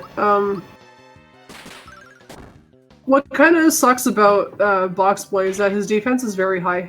So Zardragon ends up here and gets Boxboy's defense. However, Zardragon's second phase, luckily, which happens when you get him to about half health, has much lower defense. But what also kind of stinks is just the fact that these Helio explosions are incredibly powerful because so is Boxboy. Yeah, those Helio explosions aren't able to be blocked at all, so yeah, they're going to do some damage.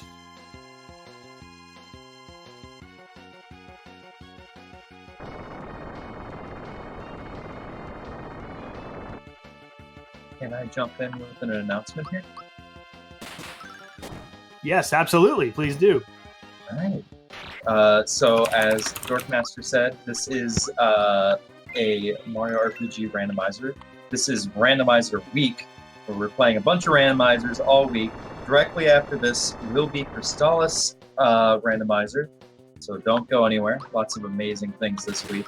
And I just want to let you all know that your subs and your bit donations to the channel during our hotfix events do go directly towards hotfix, which allows us to showcase more amazing runs and runners and more events like this, like Randomizer Week. So thank you to everyone for subbing, and if you haven't, maybe consider doing that. Thanks. Definitely consider subbing to GDQ. Subs are awesome, and like Liz was saying, fund hotfix event like this so that they can do fantastic speedruns all year round. If you're enjoying what you see here, there's lots and lots and lots of fun randomizers happening later this week. We keep mentioning FF4 Free Enterprise because we borrowed a lot from them, and they're also going to be featured in Randomizer Week. Yeah, absolutely.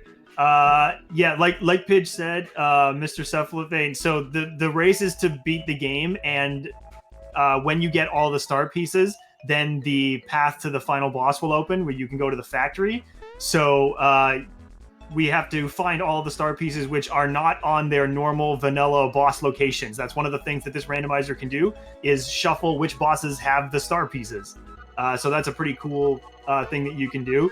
And if you're wondering about getting into this randomizer like Wolfman is, we do have a very nice beginner's guide up. It's on the randomizer site. It's a like under the resources section, I believe, that Pidge made. It's super detailed. It gives you a breakdown of how like the boss fight scripts work and what each boss does, what you can do in each of the major areas, like where the key item locations are, all that kind of stuff. So it's really good. Definitely give that a look if you haven't played this game in a while or you've never played it before, but you want to try the rando. That guide was like the first thing I contributed to the rando, actually. That was like the thing I did before I started developing for it, too. Yeah, it's a fantastic addition to the site. I think it's helped a lot of people.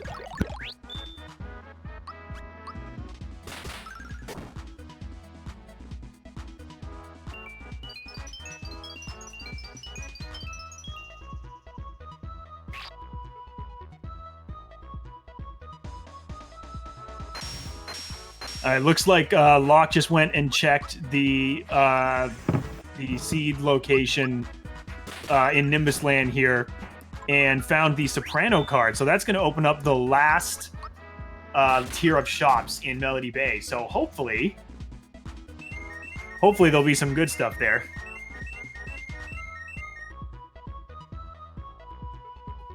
Yes, if one of the mods wants to drop the link in chat, it's randomizer.smrpgspeedruns.com.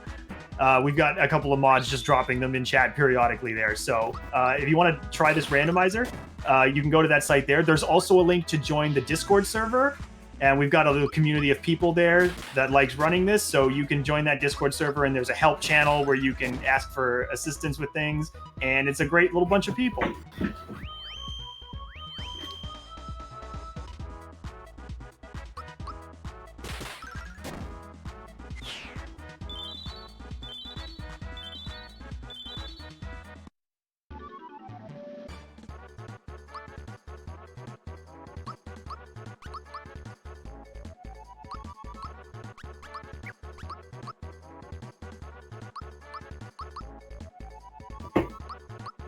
Log is making his way through Land's End. Land's End only has one boss. It's kind of an easy boss to forget about because, like...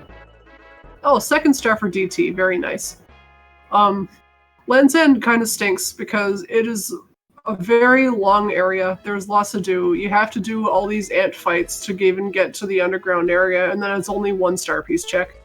And there's, like, no key items down here. So it's kind of like a check that I feel like some players tend to put off till later because other areas like Nimbus Land, Barrel Volcano, and Bowser's Cape are all just like denser with the checks. But I guess Locke is coming here for a star piece check because he's kind of running out of places to go. His only places left to do are Barrel Volcano and Bowser's Keep, I believe, and the third boss in Nimbus Land, which he doesn't have the Castle Key 2 for. Yeah, and I believe that... Oh, no, they haven't done that boss yet, so we don't know if there's something there. Yeah, at this point, yeah, between Barrel Volcano is a longer check, and Bowser's Keep is, pretty long. I suspect we may be seeing a star piece in there at least. Yeah, if anyone's looking for the Discord link on the site, it's at the top of the site. The top menu bar there has a Discord link there that you can join the Discord server.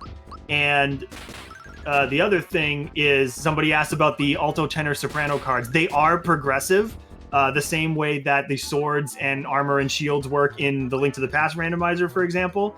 So the first one you find is always going to be the alto card. They're going to go in that order as you find them, regardless of what order that you find them in.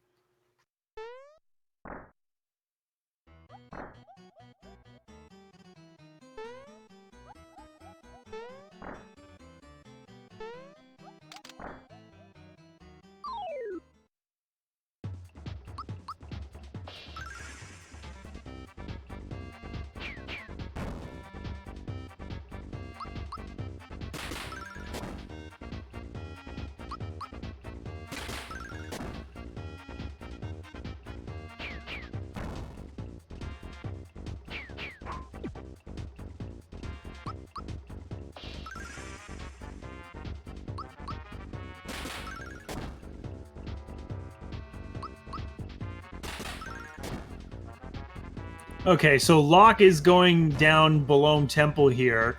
So he's going to go check the Bologna 2 fight. I'm pretty sure DT hasn't done this yet, if I recall. Or did I miss it? DT has not done Land's End, I don't believe. Okay, so we're going to find out if there's a star piece here, because there might be one on the Bologna 2 slot. But DT, on the other hand, is progressing through the rest of Nimbus Land, which Locke has not done, so I guess we'll also see if Bright Card is required. Sorry, not Bright Card, Castle Key 2. However, it's looking like it might be, because there's really not that many places left where a star piece can be. Yeah, it could be. I believe they both have Castle Key 2 now. And hey, Jinx 3 is at Bologna 2. That's pretty nice. Frozen... That is one of the flags that you can turn on, is to shuffle equipment characters that can equip each weapon. So if you turn that on, then any character will be potentially able to equip any item there. They'll be randomized, but any one of them could be able to equip it. And Locke just found his 5th star piece. Below 2 required.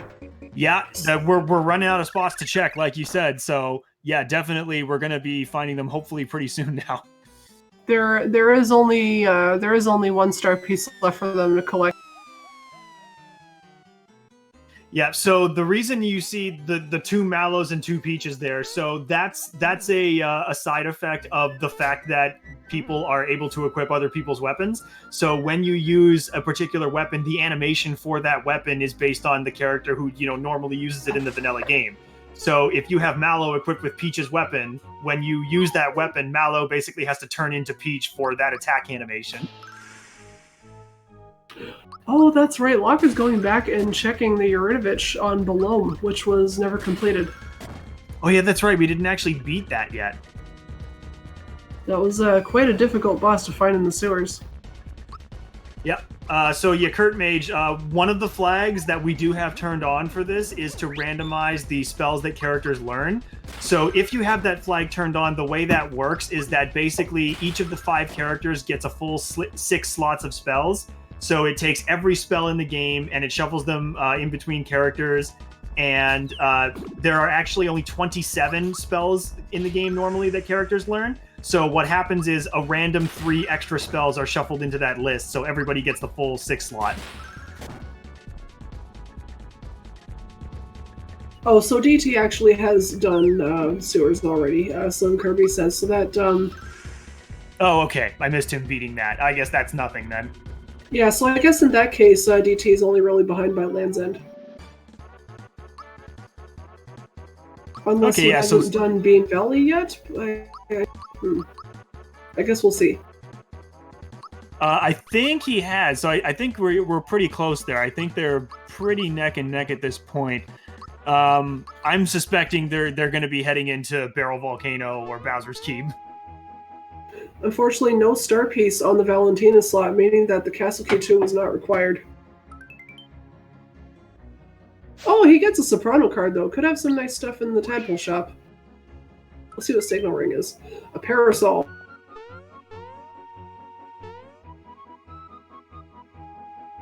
And actually, if you notice on Locke's side right now, while he's doing some shopping, you'll notice that he has, 1,500 coins when he's selling all these things. Normally, the coin limit in the vanilla game is 999. For the randomizer, one of the changes we made is to up that limit to the full 9999. Same thing that Link to the Past did for their randomizer. So that allows us to have these really powerful items available in the shops, but also be costed such that, they're really expensive if they have really good stats. There's actually a whole pricing algorithm that we did for that.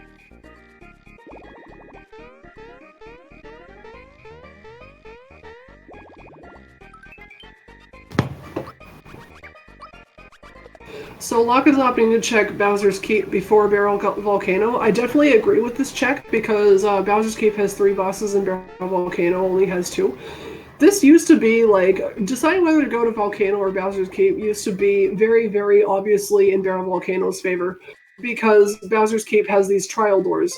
However, that has changed recently because we added a flag in a couple months ago that makes it so that you can actually set how many Bowser Doors trials are required. It's a minimum 1, maximum 6. In the flags that we are using today, it's only 1. However, if you saw what happened just there, he went from a platforming room to a puzzle room because we did he gets a battle door after that. We did change how many are required, but one of the other options that you have also randomizes which rooms are behind which door. So instead of having a full-on battle door, a full-on another battle door, 2 full-on puzzle doors, 2 full-on platforming doors, all the rooms in each of the 3 rooms behind each door are all mixed and matched amongst each other. So he went into one, got a platforming door, but in that platforming door, the second room was a puzzle and the third room was a battle. Yeah, so you actually get to see all 3 different types of rooms here, so pretty fun coincidence there. I really like the Bowser door shuffle. When you combine that with being able to shuffle the button and the ball solitaire games and the quiz, it can make the Bowser doors pretty fun.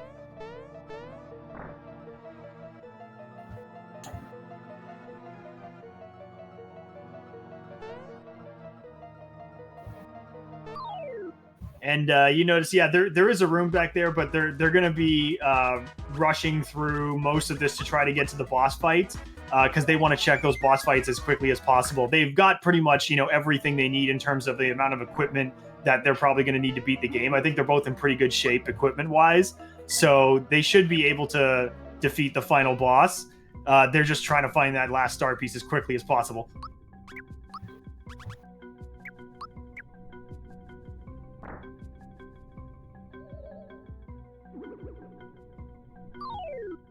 And DT gets a battle door first up.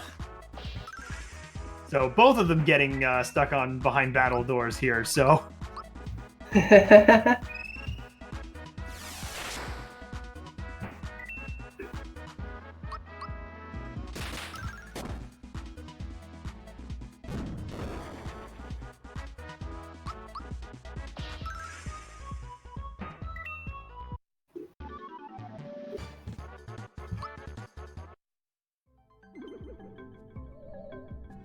Oh, we just saw a blooper on both screens. DT's fighting. Yeah, Magic Koopa is replaced with King Calamari. That's like a recent change. Originally, I tried to get one of the tentacles to represent King Calamari, but it was just breaking too many rooms, so I just put a tiny blooper there instead. Yeah, that seems like a pretty decent compromise there. So you see the King Calamari fight again, one of the boss fights where it has its own special background that it has to work with. So we're in the Sunken Ship in Bowser's Castle. It'll fit in there. Don't worry. And like with the Clover Domino fight, unfortunately, the three travelers have to just float across the ground instead of jump over the holes. They've been given levitation skills. We took another page out of Free Enterprise's book and taught them all float. So they're just floating along because we don't want the game to hurt. Yeah, it looks a little bit odd. That's a small price to pay for having the game not crash. Yeah. Yeah. Seliker, the answer to that question is a lot.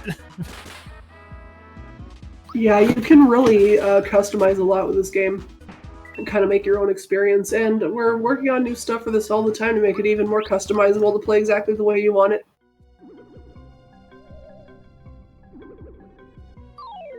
Yeah, the portraits in the top left are correct in terms of the characters that they have. Like you see them turning into other characters during the animations because of what I said earlier, where certain attacks, certain weapons, and certain spells are, for a particular character. So the characters end up turning into other sprites when they use them. But the color swaps that you get when that happens does look pretty cool. Oh, poor DT gets the room with the Chester fight. That's unfortunate. This fight takes a while. Ugh, woof. That's a rough one. Chester is box play, but more powerful. And we got the gun yoke fight up on the chandeliers where Boomer normally is. I'm really glad that DT remembered that you can Geno whirl Bahamut. It's the only one of Magic Koopa's summons that you can whirl. And Chester also summons Bahamut. That's like one that I always forget about. Quote me, right now, Locke is ahead by star pieces. They're both checking Bowser's key, but DT has not done Lens End yet. And I don't think he's done the dojo either. I don't think he finished it yet. Okay. Yeah, it can be hard to tell with randomizers who's ahead sometimes. I think Locke has one more star, I believe, currently. Yeah, he's got one more to go. Yeah, Dojo had a star piece, so DT still has to get his Dojo star piece and his Land's End star piece. And unfortunately, Land's End is kind of a big dip. Yep, that's unfortunate. Okay, so yeah, Locke is definitely winning right now, but we are going to find out if they have a star piece on the Xor Fight up here. So one of the things that you'll notice, oh hey, it's Mac at the top of the Oh wait, Mac and Xor were shuffled with each other. That's funny. Oh, that's great. I mean, Mac is also a sword, so you know it works. Yeah, it's like how we got other Clown Bros on Clown Bros. Yeah, that seems appropriate. This works. We'll take it. I don't think either one of our runners are going to go to the factory because they both have the bright card, but I think Great Guy is in the factory. Knife Guy, Great Guy is in the factory, but I don't remember exactly where. It could be on the Cloaker Domino slot. No, neither one of them has done the Volcano. Yeah, but it was down to basically between Volcano and Bowser's Keep, so they opted to do Bowser's Keep since it has one more boss slot to check. Mr. Cellophane, yeah, the game, the difficulty of each area is still the same as the vanilla game, even though they're all open. So it is more difficult if you go to a later game area, you know, earlier on.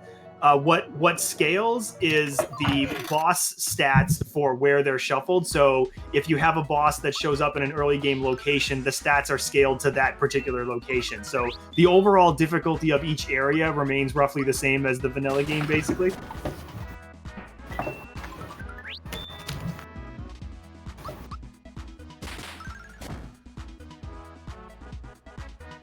Yeah, so currently, yeah, the no free... Oh, there's the last star piece. It is in Bowser's Keep. Okay, so there's your 6 star pieces for Locke. I hope that DT opts to check Lens End and Dojo before he dips into Volcano, because we know now that Volcano does not have a star piece. Yep, that's correct. So yeah, Locke is now going just straight to the Smithee Fight. Away we go. So here's our bucket warp version of this game. And yes, the 7 star pieces on Smithee, just like the vanilla game.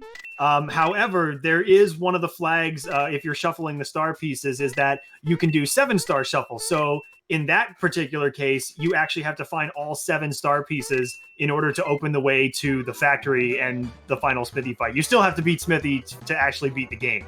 But it makes it so that you have to find one more star piece when you're running around the world.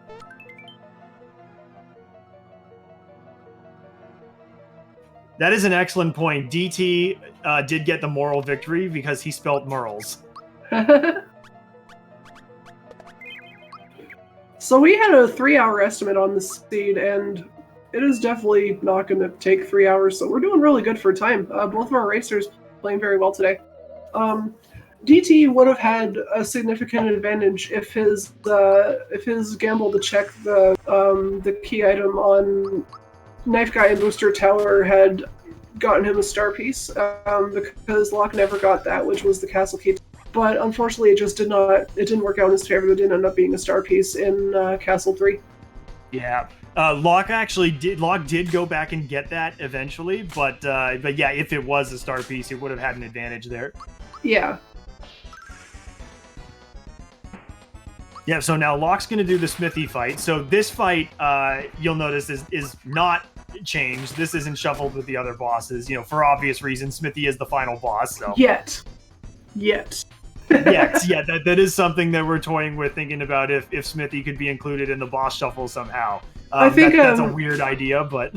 Probably what I'll do is just look the same as the Cool-X flag, where you can choose to include Cool-X or not, and, if we do include Smithee, the problem with including Smithee was this animation that's happening right now where they're falling down. But since that was actually a revelation we had during the last GDQ showcase where Alan was saying he doesn't really know how that animation works yet. I'm like, wait a sec, the falling animation? No, I already fixed that. And he's like, oh, all right then. So including Smithee and the randomization actually could be possible. Yeah, that would be pretty fun if there was some way to have another boss in that spot and just have them be super scaled up. Smithee at Hammer Bros. Yeah, very very anticlimactic.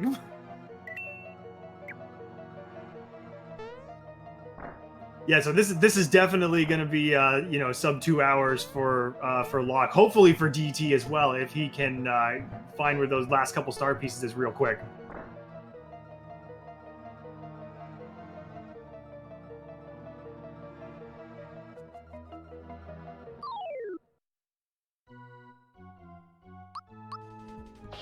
Yeah, the warp to Smithee was actually one of the easier things to code in this randomizer. I was actually going to show off like the development of that during the first Frame Fatales event, but I got the flu and I couldn't, so we just released it on the day when I had planned to release it.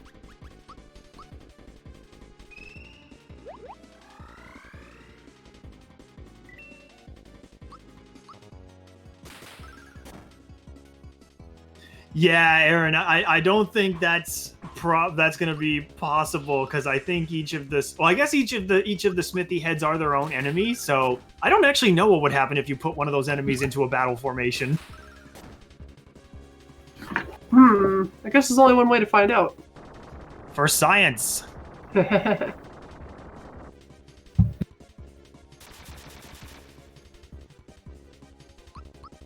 Yeah, I guess at the very least it would look pretty weird. Yeah, but then again, you have, gun yoke sitting on top of a chandelier, so, how much weirder can it get?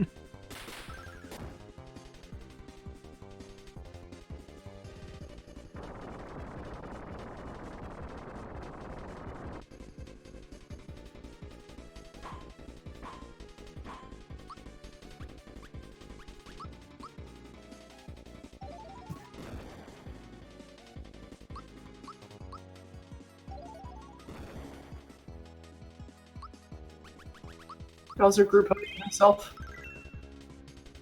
Yeah, that Thornet attack there is a bit much for the damage there.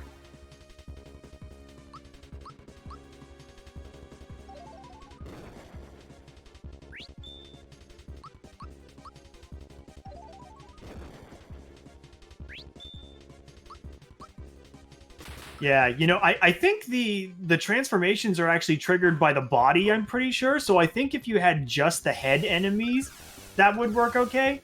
However, the head enemies do have a shared HP pool. So I'm not sure how that affects if you just put one in another fight.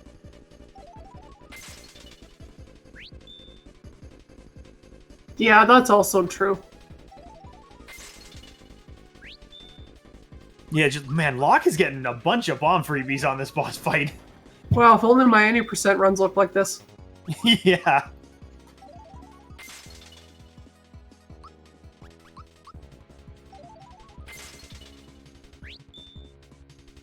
Just mad manipulating those freebies there. Just as planned. The logic behind get a freebie is, oh, hey, GG for Locke, he just finished. GG. Nice sub, too. Also, yeah, shout-outs to that 420 damage on the ice bomb there. So to explain, ice bombs can do a lot of damage depending on your setup.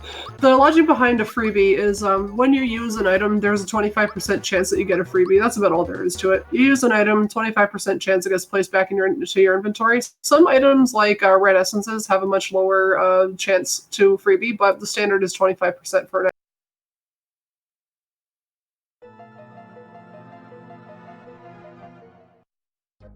Be sure to give both of our runners a follow. They're both great streamers, really fun to hang out in their chats. I'm good friends with both of them. Just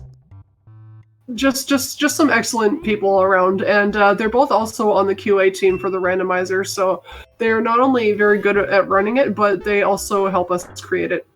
Just like Fleck and I are on the developer team, and the two racers are both on QA. So they've been extremely helpful in getting some of these features to come out sooner than they would if it was just me testing it on my computer. Yeah, absolutely. Big shout outs to them. Uncle Worry. You go ahead. I was going to say the same thing. Oh yeah, sorry. Yeah, there's basically no difference for this. Any percent and beat the game is the same thing for this game.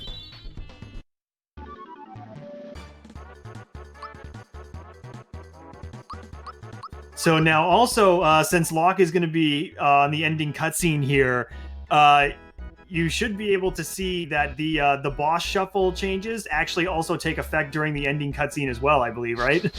Yes, in fact, I don't know how. I have not actually done any checks on that, so hopefully we don't see any hard locks in the ending credits, because that could very well happen. Uh-oh, yeah. We'll see if pray for the credits to not crash. So yeah, as you can see here, like the checks that Locke made definitely paid off more for him earlier. DT and Locke, they race a lot, and their times usually are quite close to each other. They're both really good at this randomizer. Definitely drop them a follow. Yeah, Zambi, it is possible to get all the star pieces before Gino joins the party, depending on where Gino is and which bosses have star pieces. Since you get characters after certain boss fights, if those bosses have star pieces, then obviously you're going to have to beat those bosses and get the characters. But if any of the bosses that gets you a character does not have a star piece on it, then you don't have to do that boss. The thing worth mentioning is that in this unpublic release of Mario RPG Randomizer that will be coming out soon, hopefully, some of the options you have can be to exclude a party character from the game entirely, so you can do solo challenges. Like, you could do a solo challenge with just Bowser, and then Gino never joins the party no matter where you go.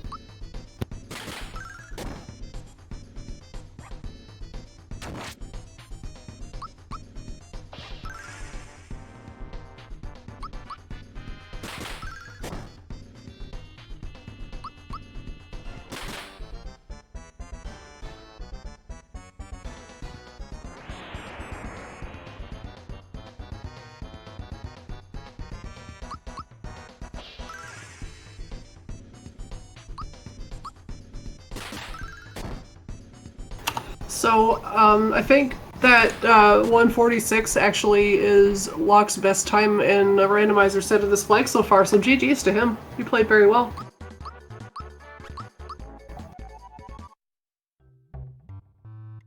Yeah, very well done. Very nicely done.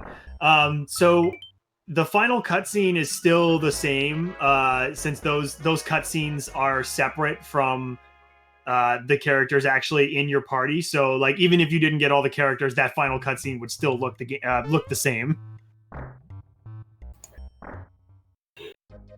Yeah, doing a solo character challenge doesn't actually buff your character. It just means that you don't recruit people where you normally recruit them. Okay, so DT just got the star from the dojo now, so he's only missing one more, and it looks like he is going into the volcano, unfortunately. Ooh, that is unfortunate. I can understand why he would go into Volcano and not Land's End. Volcano is denser checks than Land's End, but he'll get there eventually. He only has those two places left to check. But anyway, while that's happening, we are joined by Locke in the live channel. GG's on your 146 randomizer PB, dude. I'm not sure if he has his microphone on or not, but I see him in the live channel. Oh, sorry. Hello. I am back. Hello. Congratulations Congrats. on your 146 finish. That was awesome. Thank you. I'm so happy about that. I'm a little less sad about the beginning because it was really rough, but the end was great. Oh yeah. Honestly, both of you guys had a pretty rough start because, like, as soon as we saw what was in Nimbus, we were very impressed that you guys were both going for the Nimbus check because that requires like a lot of confidence in your platforming and your timed hits if your platforming doesn't work out. And then once you saw it was in there, it's like, oh yeah, we need that. Yeah. I was just more of worried about the bosses in the beginning, like Yard of it. I wasn't expecting him to go first. Yeah, that's right, because that slot is usually quite slow, but then again, so is Bowser and Mallow. Yeah. But So it's fine. So I guess, like, just a couple questions. Like, what kind of drove your decision making? Like, what made you decide where to check next in when you were doing the checks? Like, what was it that made you decide? You know what? I'm going to go to Land's End. That's really a good question. I think I was gonna go through Land's End again to get to the sewer, and then just decided, I can just go through the sewers the normal way. I'm just gonna go through here and beat Land. Oh, okay. It was more of just like, why not while I'm here? Yeah. Oh, go ahead. Oh no, I was just gonna say that's kind of interesting that you weren't originally planning to go there, but since you're in the area anyway, you're like, yeah, you know what the heck, let's do it. Yeah, pretty much. And then, like, with the dojo, like, I was actually just hoping for a vanilla Jinx belt because I realized Gino only has the rare scarf on or something. So I was like, oh, if I get a Jinx belt, that's gonna be perfect for me. Yeah. And instead I found a star. That's pretty good. That was kind of like one thing that gave you a big advantage over DT. DT got the Castle Key 2 very early. He was able to do all of Nimbus Land in one visit, but the final fight of Nimbus Land didn't end up actually having anything. So that was kind of like a toss-up for us. It was like, oh, which one of them is gonna have taken the right path here? Is Locke gonna have to do the Nimbus Land triple dip, but you didn't have to do it. Yeah, I kind of forgot about the Castle Key 2. Like, I didn't have it before I went. So when I got to the door, I was like, oh, I don't have that. I need to go find it.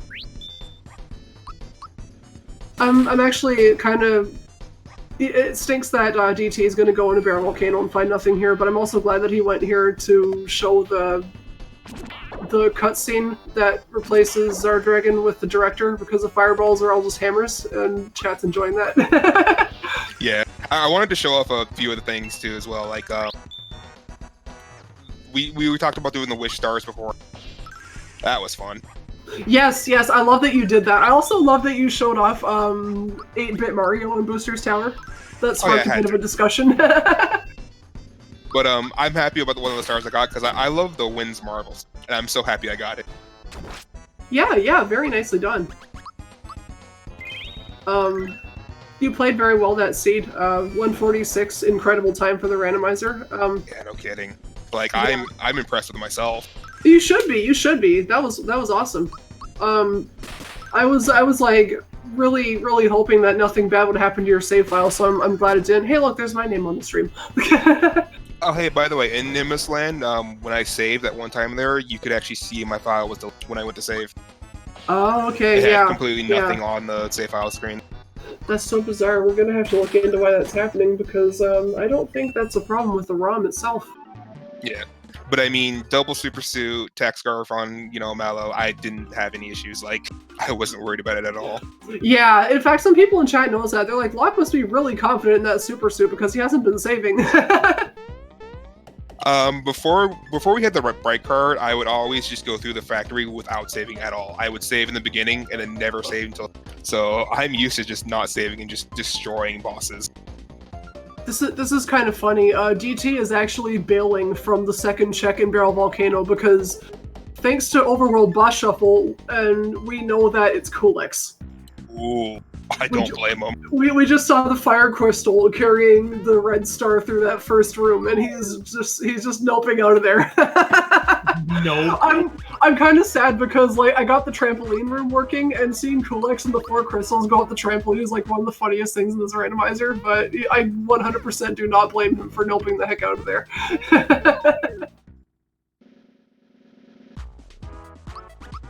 So, do you have like I guess any other thoughts about that seed or anything that kind of stood out to you in particular? Double super suits was really nice. Oh yeah, double super suits is just such a nice thing to have in the rando. I did not turn on the M2X flag that would make it only one super suit per seed, just because I was like, what if the start is really bad and they could have a super suit in a chest that could get them through a terrible start? But y'all had Bowser anyway, so it didn't matter. Pretty much. But I mean, the first super suit we could have gotten would have been in one of those accessible places, because it was in Booster Tower in that corner near the track, I want to say. Yes, I think so. So I mean, that's accessible enough, yeah. Yeah, I remember Suit and Scarf being on the seed and fertilizer, which was like, I actually like was explaining how the M2 flag works, and I'm just like, oh, they have the seed and the fertilizer, they could go to Rosetown and see what is in the lazy shell chest, because remember, it could be any of the 10 items we mentioned earlier. It could be like, instead of the 2 lazy shells, could be the super suit and the attack scarf, and then you open them up, super suit, attack scarf. I lost my mind. That was so good. I was losing my mind too. I was like, oh my god, no way I just got them both in a row. Do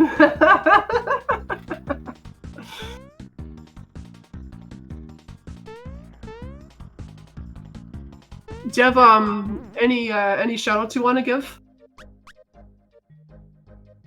I mean, shout outs to the Randomizer dev crew, because you guys have put in a lot of work to this. Like, I'm happy to be a part of it, and happy to show off what it can do. Well, really happy to have you on the team, and you recently joined the QA team, which I'm also extremely happy about because y'all have saved me like hours and hours and hours of work. Yeah, not so much recently because we haven't been doing much because we've been prepping for this. Oh, I mean, that's fine. I haven't been doing much dev work for this lately either for that exact reason. I didn't want to change it, like, after I'd already made you guys some test seeds. If the test seeds were working, I'm just like, okay, if it ain't broke, don't fix it. I'll fix all the minor bugs in Nimbus Land later. Right? Except I did change Booster Tower this morning, so that it was a little less annoying for y'all to get your knife guy check. That was nice. Yeah, I will probably keep that. I just have to add it to the patch. But yeah, I'm glad that works. I'm glad that it worked out for you guys and that the seed didn't have any problems because you know what had to happen last time. We had to fix it. If it had broken, I would have fixed it live on stream, but I don't have my stream up or anything like that, so we would just had like some Jeopardy music play like da da da da da da da while I try to fix it. I mean, that would have been fun. Yeah. Does chat remember when I saved last? Because if it's recent enough, I could go try and fight Kulix real quick while DT's getting his star. But if it's like really far behind, DT is making an excellent choice here. To him, it probably doesn't feel like a very good choice to bail on Kulix and go do Land's End. Because, like, he was all the way in Barrel Volcano, this could feel like a big waste of time, but this is actually going to be exactly in his favor. yeah. Yeah, I think he just didn't want to fight Kulix, which I don't blame him, because at the Axum Ranger spot, he's going to have all the HP of the Axum Rangers. Yeah, that's actually a horrible place to get Kulix. If you get him there, like, you're going to want... I mean, the magic attack on the Axum Ranger slot is really nothing to write home about, because it is averaged over all the Axum Rangers, and Axum Black, I think, has no magic attack. So it's not terrible, but it's still Kulix. And it's crystals who have Petal Blast, Corona, Boulder, Darkstar, all that nonsense. So, 100% a good decision to go check Land's End instead, and if he doesn't find Star here, then beef up and go back into the volcano, but he is going to find it here. Chat says do it, I'm going to do it, and I didn't save for a while, so this is going to be interesting. Yeah, I mean, may as well go for it, why not?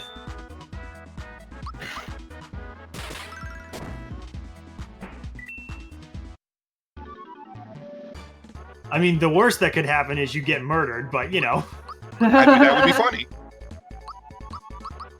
But now, do I fight Kulix at Axum Rangers to try and get there, or do I just fight the Kulix spot?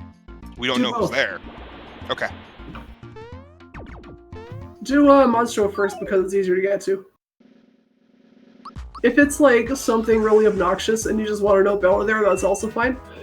What boss haven't been seen yet? Lots, actually, because the factory has like 7 bosses in it. I'm actually kind of sad that no one went to the factory because Director Room had Birdo, so it had like the hammers on the sidelines that are creating the drill bits are actually little tiny eggs exploding on the drill bits. Oh, that's fantastic.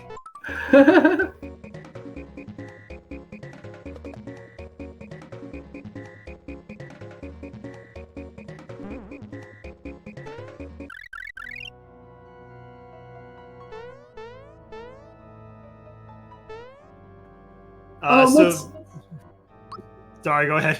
Oh no, I was going to answer the same question you're answering. Oh, which one? Oh, both of them.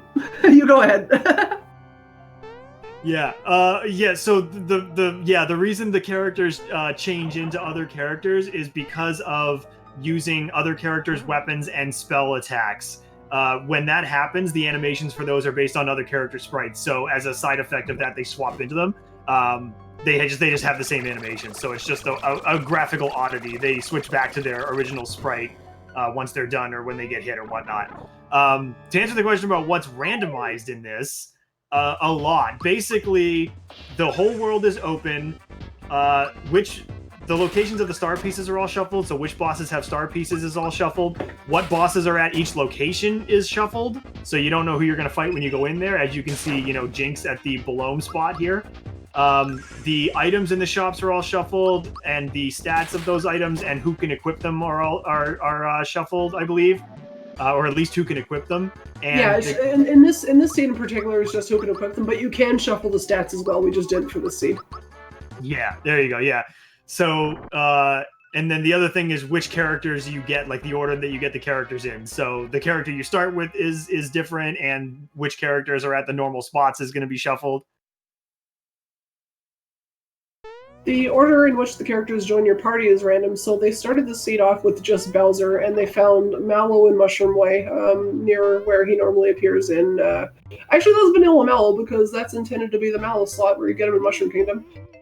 They got Peach in Forest Maze, Mario in Marrymore, and Geno was in an extra recruitment slot in Moleville, which is intended to be the Starter Booster's Tower. But yeah, the stuff that's in the shop, the stuff that's in the chest is all randomized. As you're about to see here, there is also an added warp to the final boss that Great Guy does if you have the Bright card and you've collected all your star pieces. It's similar to the past in FF4 Free Enterprise, for those of you that are familiar with that randomizer. And DT is starting his final boss fight. Let's cheer him on. Let's go, DT! Woo! Let's go. Yeah, Tim, so basically everything. Yeah, pretty much. Yeah, there's lots of stuff that you can randomize and that you can change that we just didn't, to keep it relatively simple for a showcase, while still introducing like some significant elements of randomization that are comfortable enough to follow for those familiar with the original game. But you can really customize it into your own experience based on what you do and don't like. Yeah, this boss is Culome. So Balome is like a technically free boss, so it's no surprise that he was able to take him down. Yeah, that's actually like one of the best bosses probably to find at the Kulik slot, really. So if Luck lost all his save files but DT didn't, then I know for sure it's a problem with the SD2 SNES.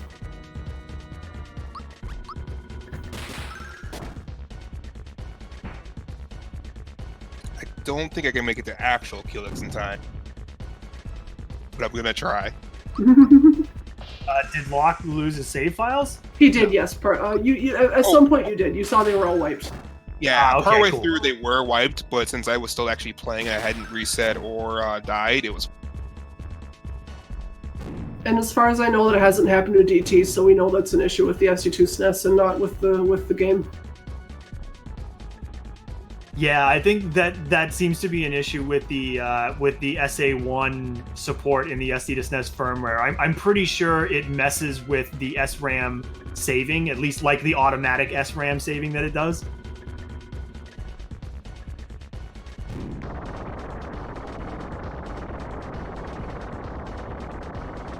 What I would be interested to know is, does that happen on the SD to SNES Pro, or is it limited to the regular SD to SNES?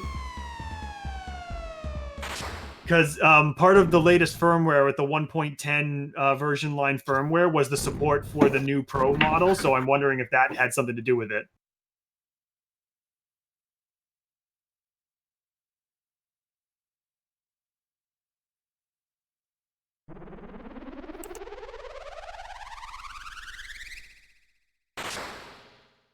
Go, Locke, go. Let's see if we can get there. Smithee is seething with rage.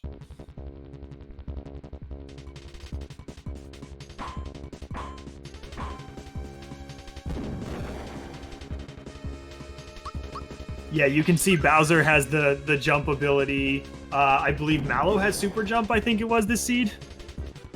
Or is it Geno? I think it's Geno. I don't remember. I knew that at one point. Both Bowser and Peach have it. Oh, that's awesome. That is like a good spell to have the 10% duplication chance. Yeah, that's definitely one of the more useful spells to have on two characters. It's really good at Group Hug is one of those. My favorite's always Geno Boost. Oh yes, that's also a good one. I was about to say Locke, use your emulator speed up, but I forgot you're playing on console. They're all in the doorway. Just respawn the room. You know, now I'm wondering if we should actually alter that spell shuffle so that it doesn't put those really good spells as the duplicated ones. I don't know. I kind of like that they're available on multiple because, you know, they could also just do skill swap. Yeah, that's fair. I guess you can also do skill swap. Like, it's just completely random right now, so yeah, it's probably fine. Man, they're just blocking that doorway like crazy. Lot gets out of Orlick-and-Geddon.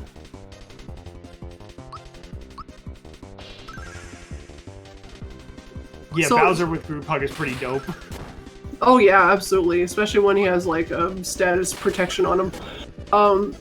DT is fighting Smithee's mage form, which is incredibly powerful AoE spells, but also incredibly low defense. So very much a trade-off. And whenever you get Mage Head, you just like want to wail on him as much as possible because Smithee only has 8,000 health shared between all his heads.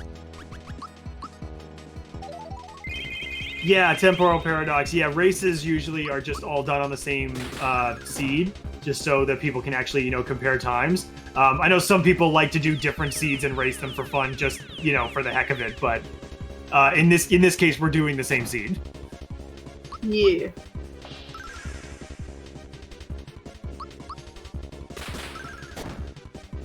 Yeah, that can actually be a fun thing to do sometimes if you have people who have, differing skill levels in a game and experience levels. It can be fun to maybe have, the more experienced player do a harder flag setting or something, and have the less experienced player do an easier setting, and then just have them race as a sort of handicap.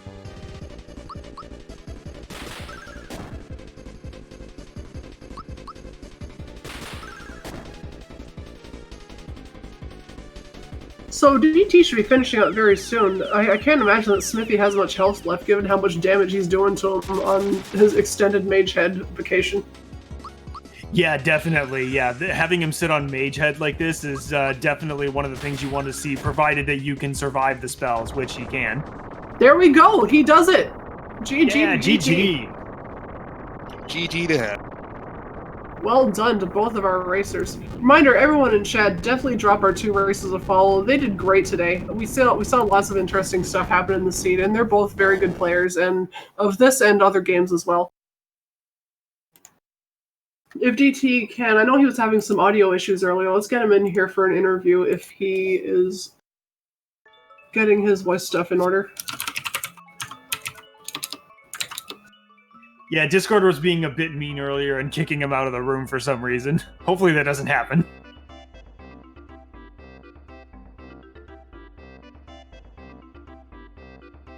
While that's going on, Locke, please feel free to fight Kulex. Look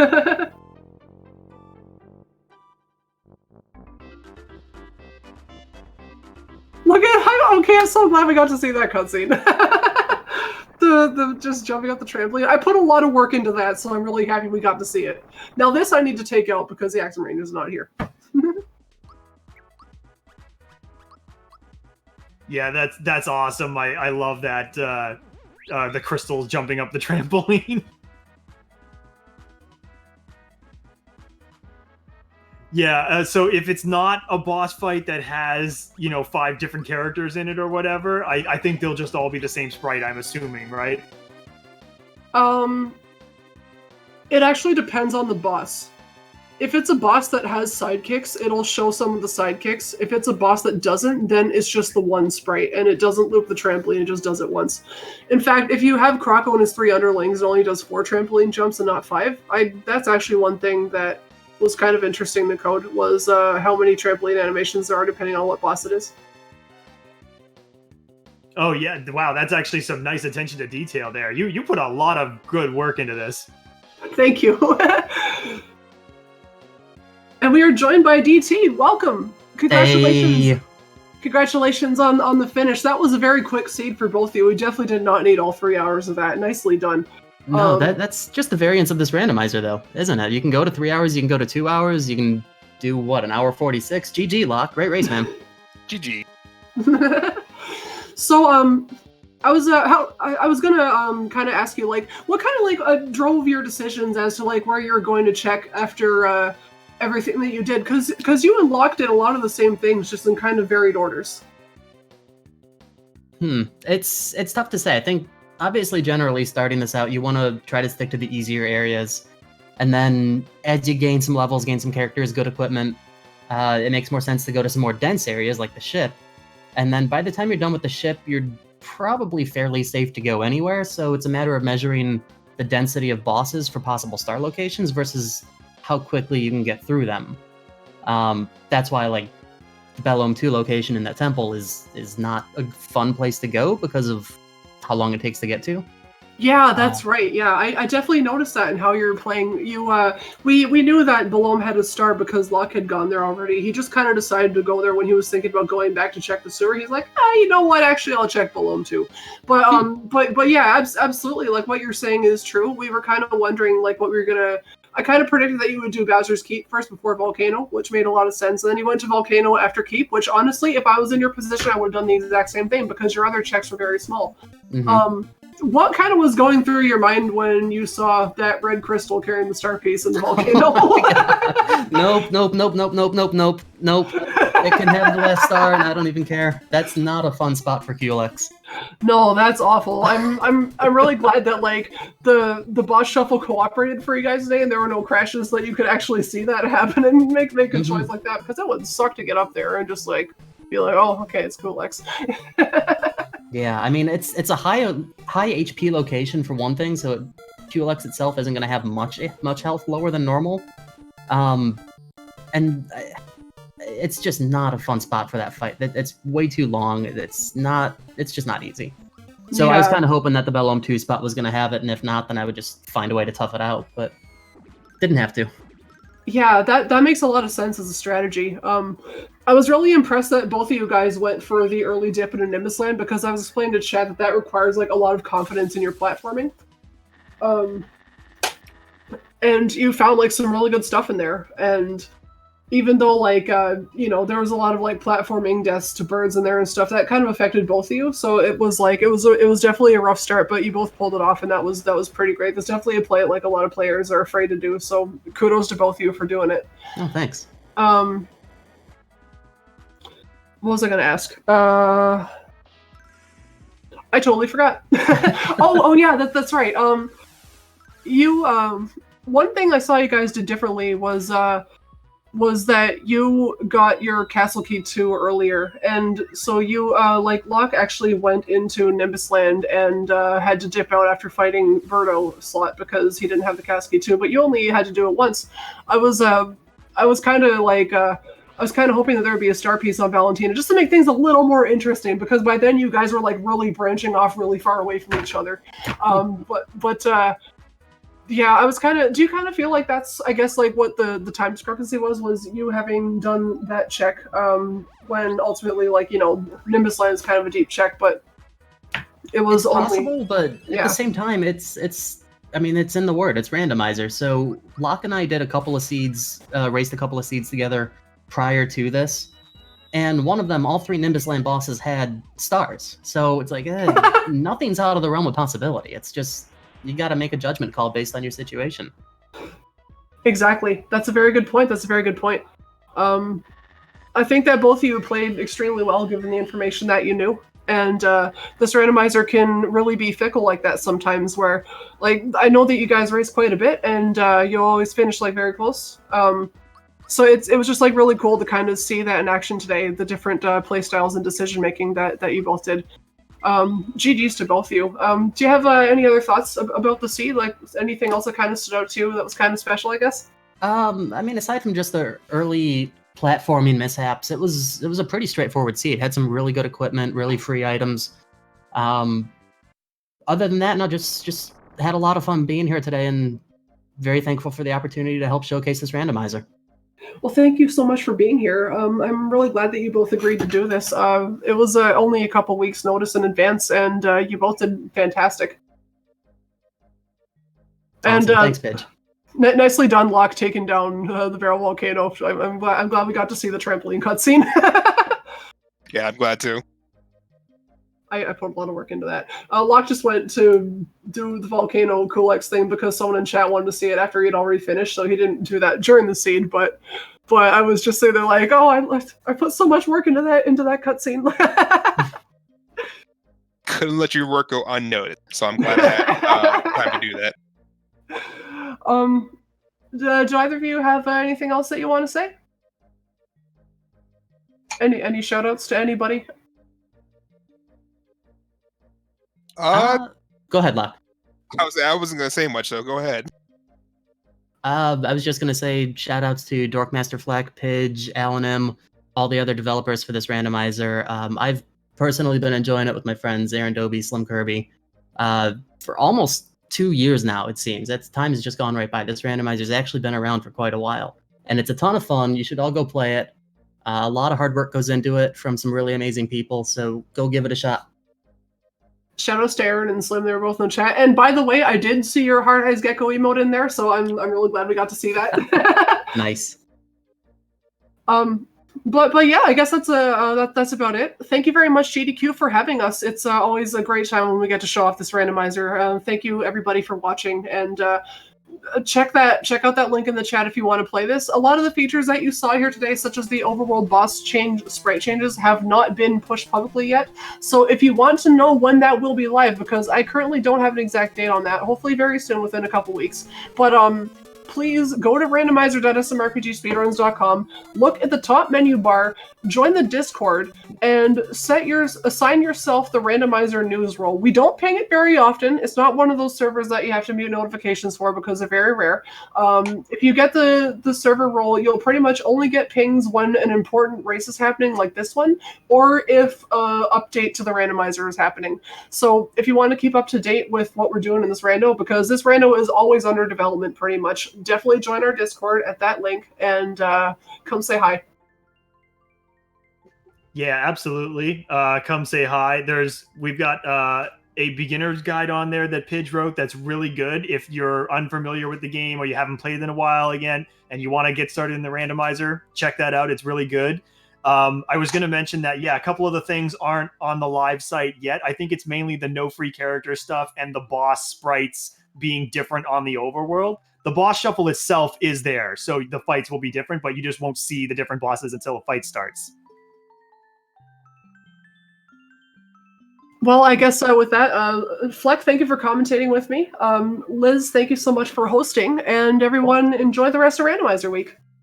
Yes, thank you so much to everyone for the amazing race and the amazing commentary. Go ahead and follow all of them, and don't go anywhere because this is the start of Randomizer Week. We're having amazing randomizer races all week.